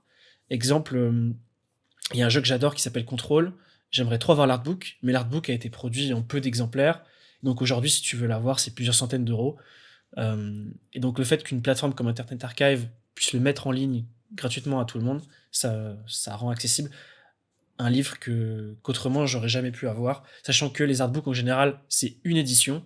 Quand le film sort, quand le jeu sort, ils sortent l'artbook qui va avec. Et après, pour l'anniversaire peut-être. Ouais, il n'y a plus jamais d'éditions qui sont sorties. Et donc en fait, c'est potentiellement des livres que plus personne ne pourra lire si les gens ne les mettent pas en vente sur le Bon Coin ou quoi. Donc c'est trop cool de les avoir comme ça en ligne. Donc, comme ça, voilà, tu le mets sur InDesign, tu le passes à la Corep et t'as ton petit livre maison. Exact. Parce qu'en soi, le livre a fait son bénéfice, il a été vendu, il a été édité. Je pense pas que ça fasse du préjudice à qui que ce soit, que quelqu'un le mette en ligne. Oui, c'est pas comme s'ils allaient priver surtout que c'est avoir la version physique qui cool aussi, tu vois. Donc voilà ma petite sélection. Je commence par un assez vieux artbook, mais j'ai trouvé celui de Skyrim, par exemple. Donc le jeu Skyrim, toutes les recherches graphiques qui ont été faites par l'équipe à l'époque sont trouvables dans l'artbook de Skyrim. Donc si vous avez un projet inspiré de l'univers de Skyrim ou qui se passe dans le même genre d'environnement, etc., t'as vraiment plein d'infos sur plein de choses. Puis même si t'es fan, c'est trop cool de voir tout ça. Il y a l'artbook de Dofus qui est dispo, où ils montrent il est pas mal. Toutes les recherches qu'ils ont fait pour créer les objets du jeu. Je suis sûr que si j'avance un peu, il y aura les environnements aussi, voilà. Les personnages, etc. Et Putain, c'est ouf parce qu'il y a même des trucs qu'on n'a jamais vus dans le jeu. Mec, j'ai l'impression d'être sur le Internet de 2011. Ce pourquoi j'aime Internet, c'est ce truc de découverte, des sites à l'ancienne. Mec, c'est littéralement la chaîne de Aldous 36, c'est ça. Et genre là, tu vois, c'est pour ceux qui font du chara design ou de l'environment design, c'est une mine d'or, Et c'est le genre de livre que si tu le trouves pas dans une vieille librairie d'occasion, dans un vieux bac plein de poussière, t'aurais jamais accès à ces images-là parce que c'est des images, par exemple pour l'artbook de Skyrim, c'est des images, c'est des contenus qui ont été produits avant l'ère de tout riposter comme ça gratos sur Internet. Et du coup, si quelqu'un l'avait pas mis sur Internet Archive, en fait, t'aurais jamais eu accès à ces croquis et tout parce que les gens à l'époque n'avaient pas ArtStation, tu vois. Ouais. Et c'est là que tu te rends compte aussi que genre ils font pas tout au hasard, quoi. Genre franchement, mec, avant il y avait les pommeaux des épées et tout, c'était et genre moi je voulais en parler, c'était aussi un de mes sujets, mais Monster Hunter ils en ont fait un pour le dernier jeu qu'ils ont fait et tout, et c'est pas un artbook, ils ont juste mis en libre service des backstage de comment ils ont fait les persos et tout, et c'est insane. Maintenant il y a plus cette culture du backstage, enfin en gros le backstage c'est devenu presque commun de le montrer et c'est presque un peu stylé de pouvoir le poster sur une chaîne YouTube, etc. Mais ce que montre Aurélien là, c'est ce que ont des jeux, enfin ce que des jeux feraient jamais, tu vois. Dans un backstage, j'ai pas vraiment de matière à pouvoir réutiliser, tu vois. C'est plus fait pour le grand public pour faire un peu l'effet waouh, regardez tout le travail qu'on a mis dedans. Mais c'est pas vraiment fait pour les artistes. Artistes, tu vois. Un artbook comme ça, en vrai, c'est aussi destiné aux artistes pour qu'ils puissent s'inspirer. Attends, je vais montrer ce qu'ils ont posté. Parce que, en vrai, c'est un peu. Tu veux dire qu'on fait comme ChatGPT et en fait, l'humain, il s'inspire de la même manière que ChatGPT. J'ai cru qu'il allait se foutre de ma gueule. Non, faut ta gueule. Non, mais regarde ce que je te montre. En fait, maintenant, il les poste sur Steam, ce genre de truc aussi, des fois. Tu vois, Monster Hunter, ils l'ont posté sur Steam. Ouais.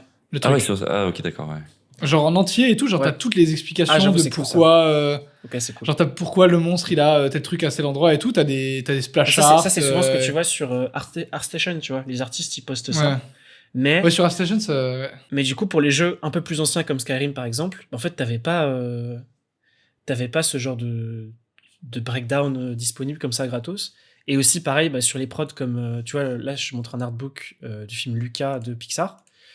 Les gens peuvent être sous NDA aussi, ils n'ont pas le droit de montrer leur backstage. Ah c'est sûr. Et du coup, il faut absolument avoir acheté l'artbook payant de Pixar pour pouvoir avoir accès aux artbooks, enfin au backstage. Et du coup là, au backstage.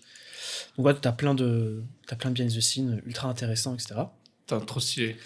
Qu'est-ce que j'ai trouvé d'autre ? J'ai trouvé celui-là, je l'ai en physique, il est trop cool. C'est l'artbook. Ouais, celui-là, je crois qu'il est même encore en vente, hein. Si jamais, hein. Tu peux l'acheter. L'artbook de Spider-Verse. Donc là, t'as tous les chara design, les environnements. C'est fou de pouvoir juste le consulter en PDF gratos là. C'est ouais, c'est du cheat là. Parce que sur Dofus encore je tolère, mais là c'est hyper récent. En fait, la ligne est assez floue sur Internet Archive. Je comprends pas trop comment ils arrivent à s'en sortir en termes de droits d'auteur. Parce que doit être dans un pays où c'est pas. Non, c'est vraiment aux États-Unis, mec. Ah ouais. Oui. Qu'ils arrivent à. Enfin, qu'ils archivent des choses qui ont plus de 70 ans, il n'y a plus de droit d'auteur du coup, donc je comprends. Mais qu'ils arrivent à archiver des choses comme ça aussi récentes.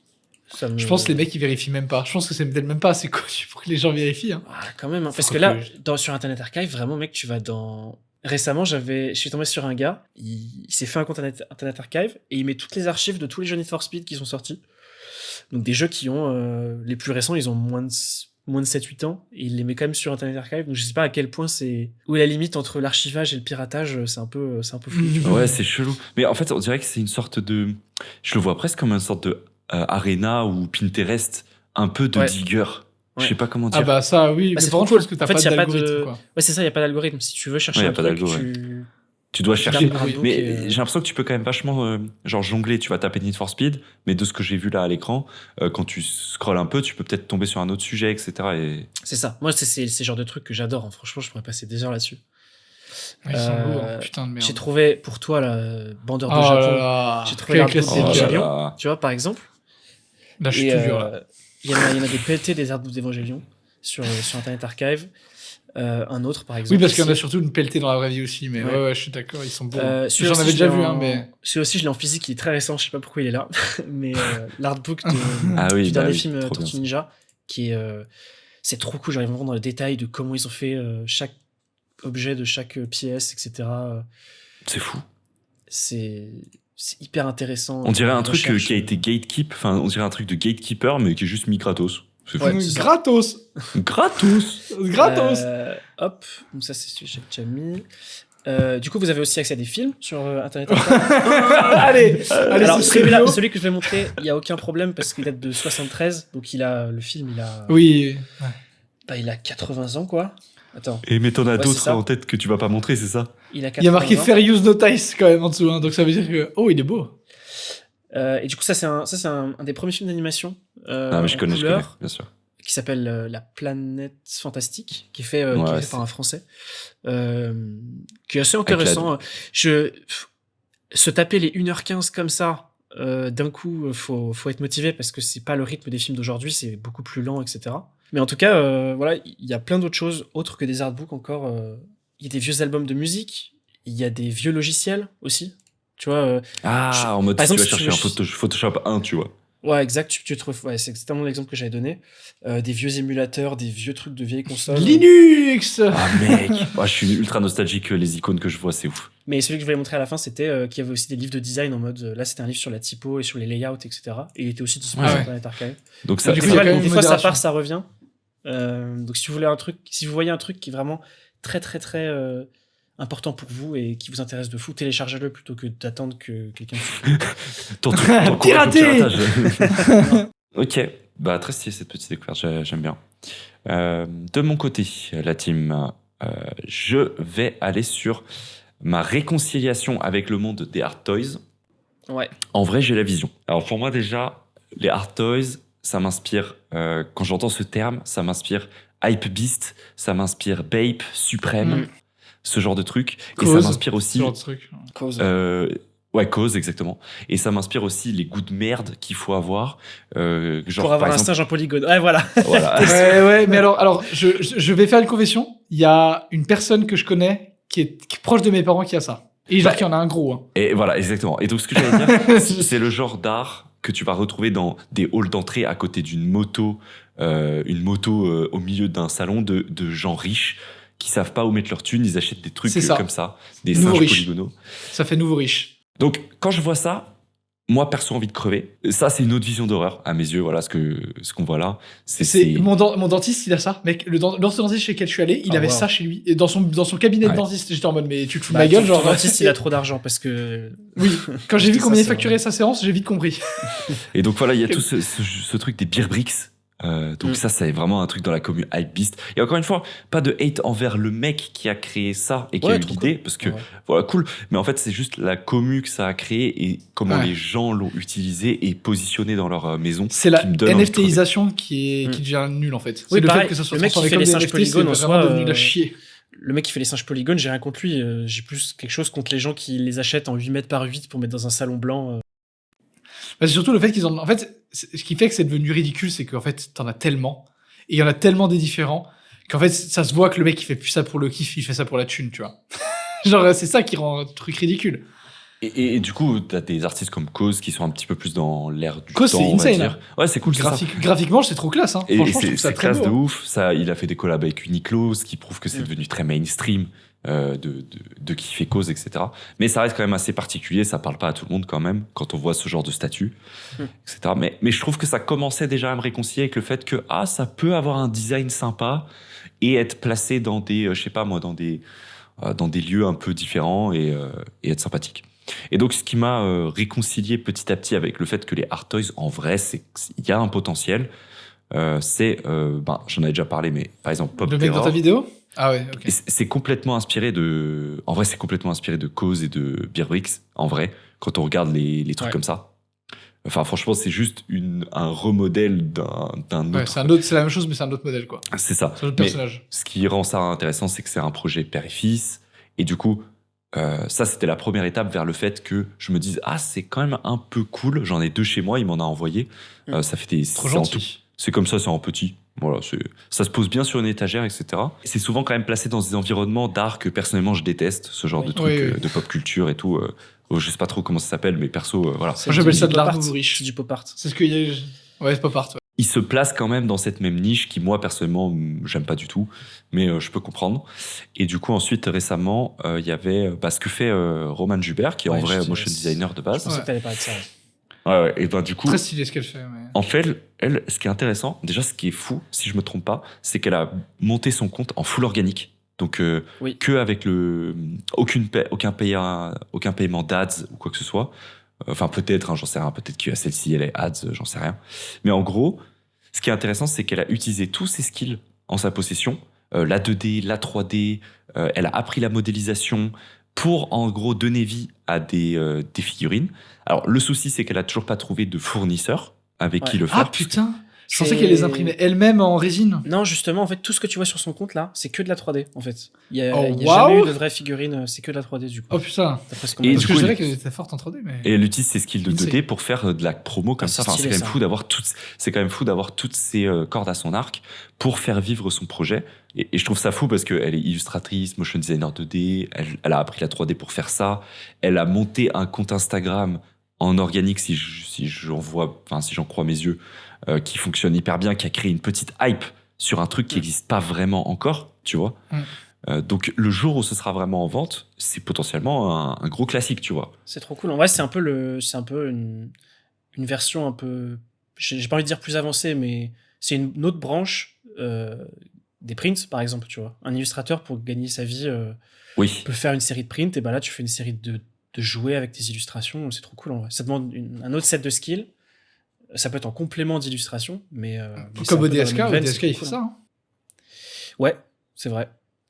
En fait, la différence avec ce que toi tu montrais avant, c'est vraiment juste des recolors ou des collaborations commerciales avec d'autres trucs, tu vois. Ce qu'elle fait. Ça, tu vois. Oui. Genre ça c'est la honte parce que j'en voudrais pas, tu vois. Parce que c'est vraiment juste. En fait. C'est du capitalisme sur du capitalisme. Du coup, c'est compliqué, tu vois. Oui. Donc, alors que quand tu vois Roman qui fait son truc de son côté et tout, c'est déjà un peu plus. Je trouve que ça a plus c'est plus artistique, quoi. Ça a plus d'intérêt à mes yeux, en tout cas. Il y a sûrement un lore aussi au Beerbrix, mais bon. Voilà. Ce qui me rend très heureux, c'est de savoir que ces gens-là ont probablement fait cette collection en achetant des trucs plusieurs milliers d'euros et qu'aujourd'hui ça vaut plus rien comme les vieilles têtes de singes. Oui, comme les singes de Evic, le singe affreux de Evic. Ouais, c'est clair. Ça me régale. Donc voilà, je voulais parler de que en fait, je me réconcilie petit à petit avec les Art Toys, c'est-à-dire que en fait, tout ça, en vrai, on peut penser aussi évidemment au Gundam. Vous êtes des vendeurs de Gundam, et en vrai, il y a aussi l'aspect construction qu'il n'y a pas sur ce genre de Art Toys. Qui pourrait y avoir en soi. Qui pourrait y avoir. Mais du coup, le rendu serait moins. Là, vraiment, le but des Art Toys, c'est d'avoir un rendu nickel, d'avoir un truc qui ressemble à un jouet. Les Gundam, mon gars, quand tu le regardes, enfin. Vu que tu le fais à la main. C'est parce que le style de Roman est très rond et très mou, etc. Et du coup, tu peux pas le faire avec des petites pièces. Mais si tu faisais quelqu'un qui avait un style en mode robot, pourrait aussi faire. Ouais. Mais c'est vrai que les Gundam, il y a toujours un aspect un peu. Tu sens que c'est fait à la main, quoi. Parce qu'il y a des pièces qui sont des fois un peu branlantes, ou alors des fois t'as mal coupé le bord d'une pièce, etc. Tu sens que c'est un peu. Ouais. C'est un peu moins artistique, je trouve. Enfin, artistique. C'est un peu comme les fleurs Lego en soi. Oui, c'est ça. Ça fait plus Lego. Est-ce que les fleurs Lego, ce serait pas les Gundam pour les normies, en fait, au final?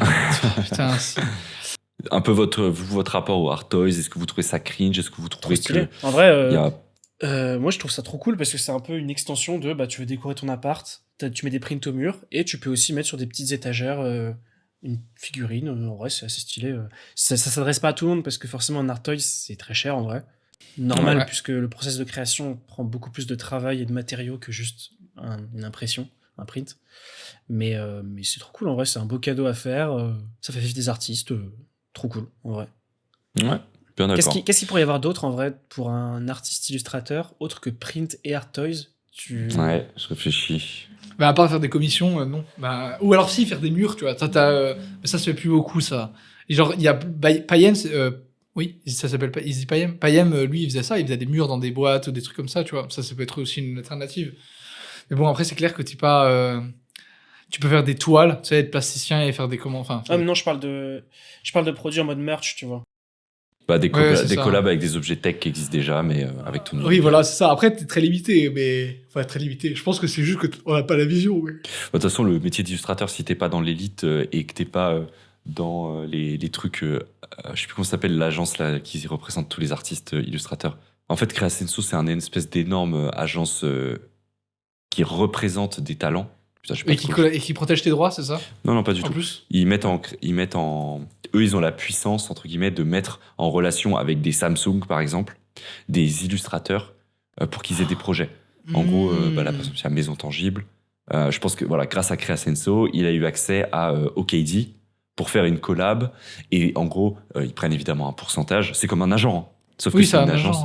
Sauf que c'est une agence version influence. C'est la même chose que pour les influenceurs, sauf que c'est pour les artistes illustrateurs. Et en fait, quand t'es pas représenté par un agent ou une agence, objectivement, en tant qu'artiste illustrateur, si t'as pas une idée révolutionnaire, tu te fais bouffer et t'es très précaire, en vrai. Donc, tout comme ça, l'artiste peut se concentrer sur son art et continuer à se perfectionner. Tu vois David Machin, là, qui a fait une collab avec Logitech. Ah oui, avec Logitech. Ouais. Voilà, et typiquement, voilà. Represented by Senzo Art Agency. Ouais. Et en vrai, si t'es pas dans ce genre d'agence, à part si t'es un monstre de communication et que tu grindes comme un fou, t'auras jamais accès à une collab avec Logitech en vrai. Logitech qui préfère faire des collabs avec des peintres que de faire des souris pour gaucher. Ouais. Ça pourrait être la hot take. Non, j'ai une autre hot take. Tiens, belle transition. Est-ce que vous avez votre take? Mais attends, moi j'ai pas fait mon dernier sujet. Il y a le dernier sujet de Quentin. Et ouais, mais ça va être très rapide. Parce que je pense que ça vous intéresse moyen, mais... Vas-y. C'est pas grave. Parti. Alors, si vous avez pas vu la dernière intro d'épisode de Jujutsu Kaisen, elle est incroyable, mais c'est pas vraiment de ça que je veux parler. C'est plus des références artistiques qu'ils ont foutues directement dans la vidéo, que je trouvais, et j'ai trouvé ça insane, parce que ça, du coup, t'as plein de trucs où c'est des références de peinture qui sont hyper intéressantes, qui en plus ont un rapport avec l'histoire qui se passe dans la série. Donc, j'ai trouvé ça quand même incroyable, et c'est pas la première fois qu'ils le font, mais je vais quand même vous montrer les autres refs, etc. Mais du coup, vu que Jujutsu Kaisen, c'est un truc qui se passe au Japon, etc., t'as beaucoup de références à des toiles japonaises comme ça aussi maintenant. Mais c'était quelque chose qu'ils faisaient pas jusqu'à il y a un an et demi, donc là, tu vois, il y a beaucoup de refs, etc. Donc c'est cool, vous les avez un peu toutes sur Twitter. C'est cool, ça. Et c'est quand même très très cool. Et faut quand même pas se mentir, c'est quand même dans un truc où genre ça balance un peu, parce que franchement l'intro elle est vraiment bien animée. C'est pas un diaporama de référence, il y a quand même un... Exactement. Il y a quand même c'est ça. C'est pour l'animation quoi. Enfin il y a des plans qui sont même des références à d'autres trucs d'animation japonais et tout. Genre ce plan là sur fond blanc, c'est une référence à un autre animé d'époque, etc. Enfin franchement c'est un taf monumental pour des mecs qui sont payés au lance-pierre. Franchement, tu dois vraiment beaucoup aimer le résultat final pour te sacrifier pour ça, en tout cas, je pense. Mais j'avais vu, ils ont repris le dossier SNK en mode putain. Oui, voilà, c'est ça. Mais en plus, ouais, bon.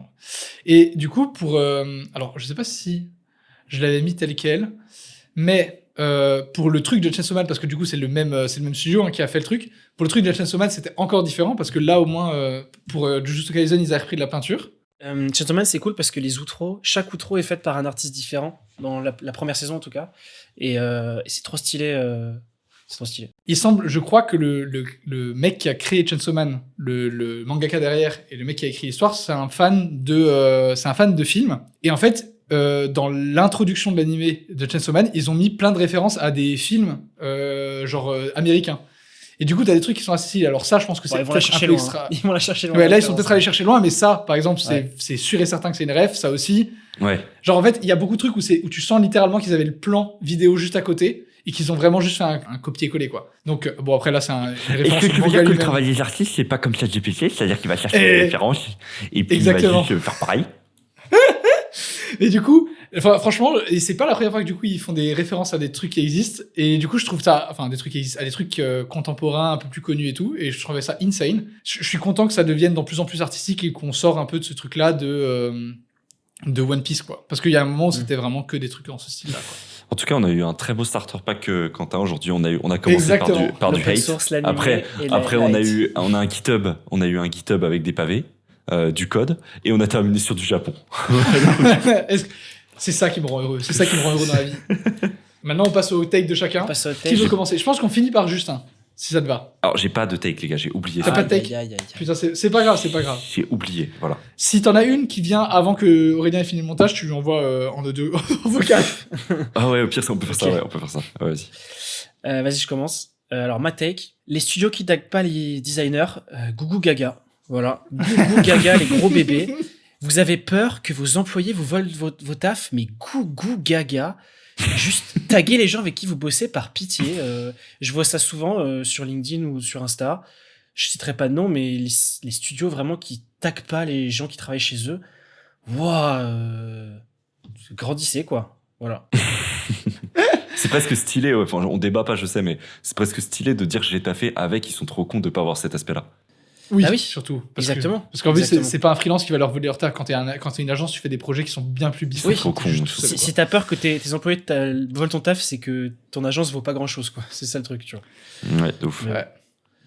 Et alors, moi, j'en ai une. Faut faire abstraction du dessin, ok. En gros, t'as un mec qui s'est plaint sur Twitter de... mais stop. qui s'est plaint sur Twitter que t'as des mecs qui faisaient des redessins de son dessin. En gros, c'est un mec, je pense qu'il y a des mecs qui ont du trash talk en disant que son dessin était moche et qui après ont voulu faire des rideaux avec Grok. Et t'as un mec qui a dit j'en ai rien à foutre de vos avis. Moi, au moins, le soir, je me couche en étant content de ce que j'ai pu faire. Et en fait, je me suis dit, en fait, c'est vrai que c'est ça tout l'intérêt de faire de la créa aussi. C'est de se coucher le soir et de se dire, bah putain, je suis content de ce que j'ai fait aujourd'hui. Et voilà. Et donc ça, c'est pas mon tous les jours, moi, mais oui. Non, mais moi, si tous les soirs, je suis en mode, je suis content de ce que j'ai fait. T'as un ego surdimensionné aussi, c'est pour ça. Exactement. Non, mais en vrai, même quand je fais des trucs genre où je suis en mode, c'est pas glorieux, le soir, je me couche, je suis en mode, j'ai fait ce que j'ai pu, c'était cool. T'as fait de ton mieux. Voilà, c'est ça. Et c'est ça qu'il faut que vous vous dites quand vous commencez à vous penser que l'IA va prendre votre travail. Dites-vous qu'au moins vous êtes content de ce que vous faites et que les mecs qui font du full IA ont aucune satisfaction.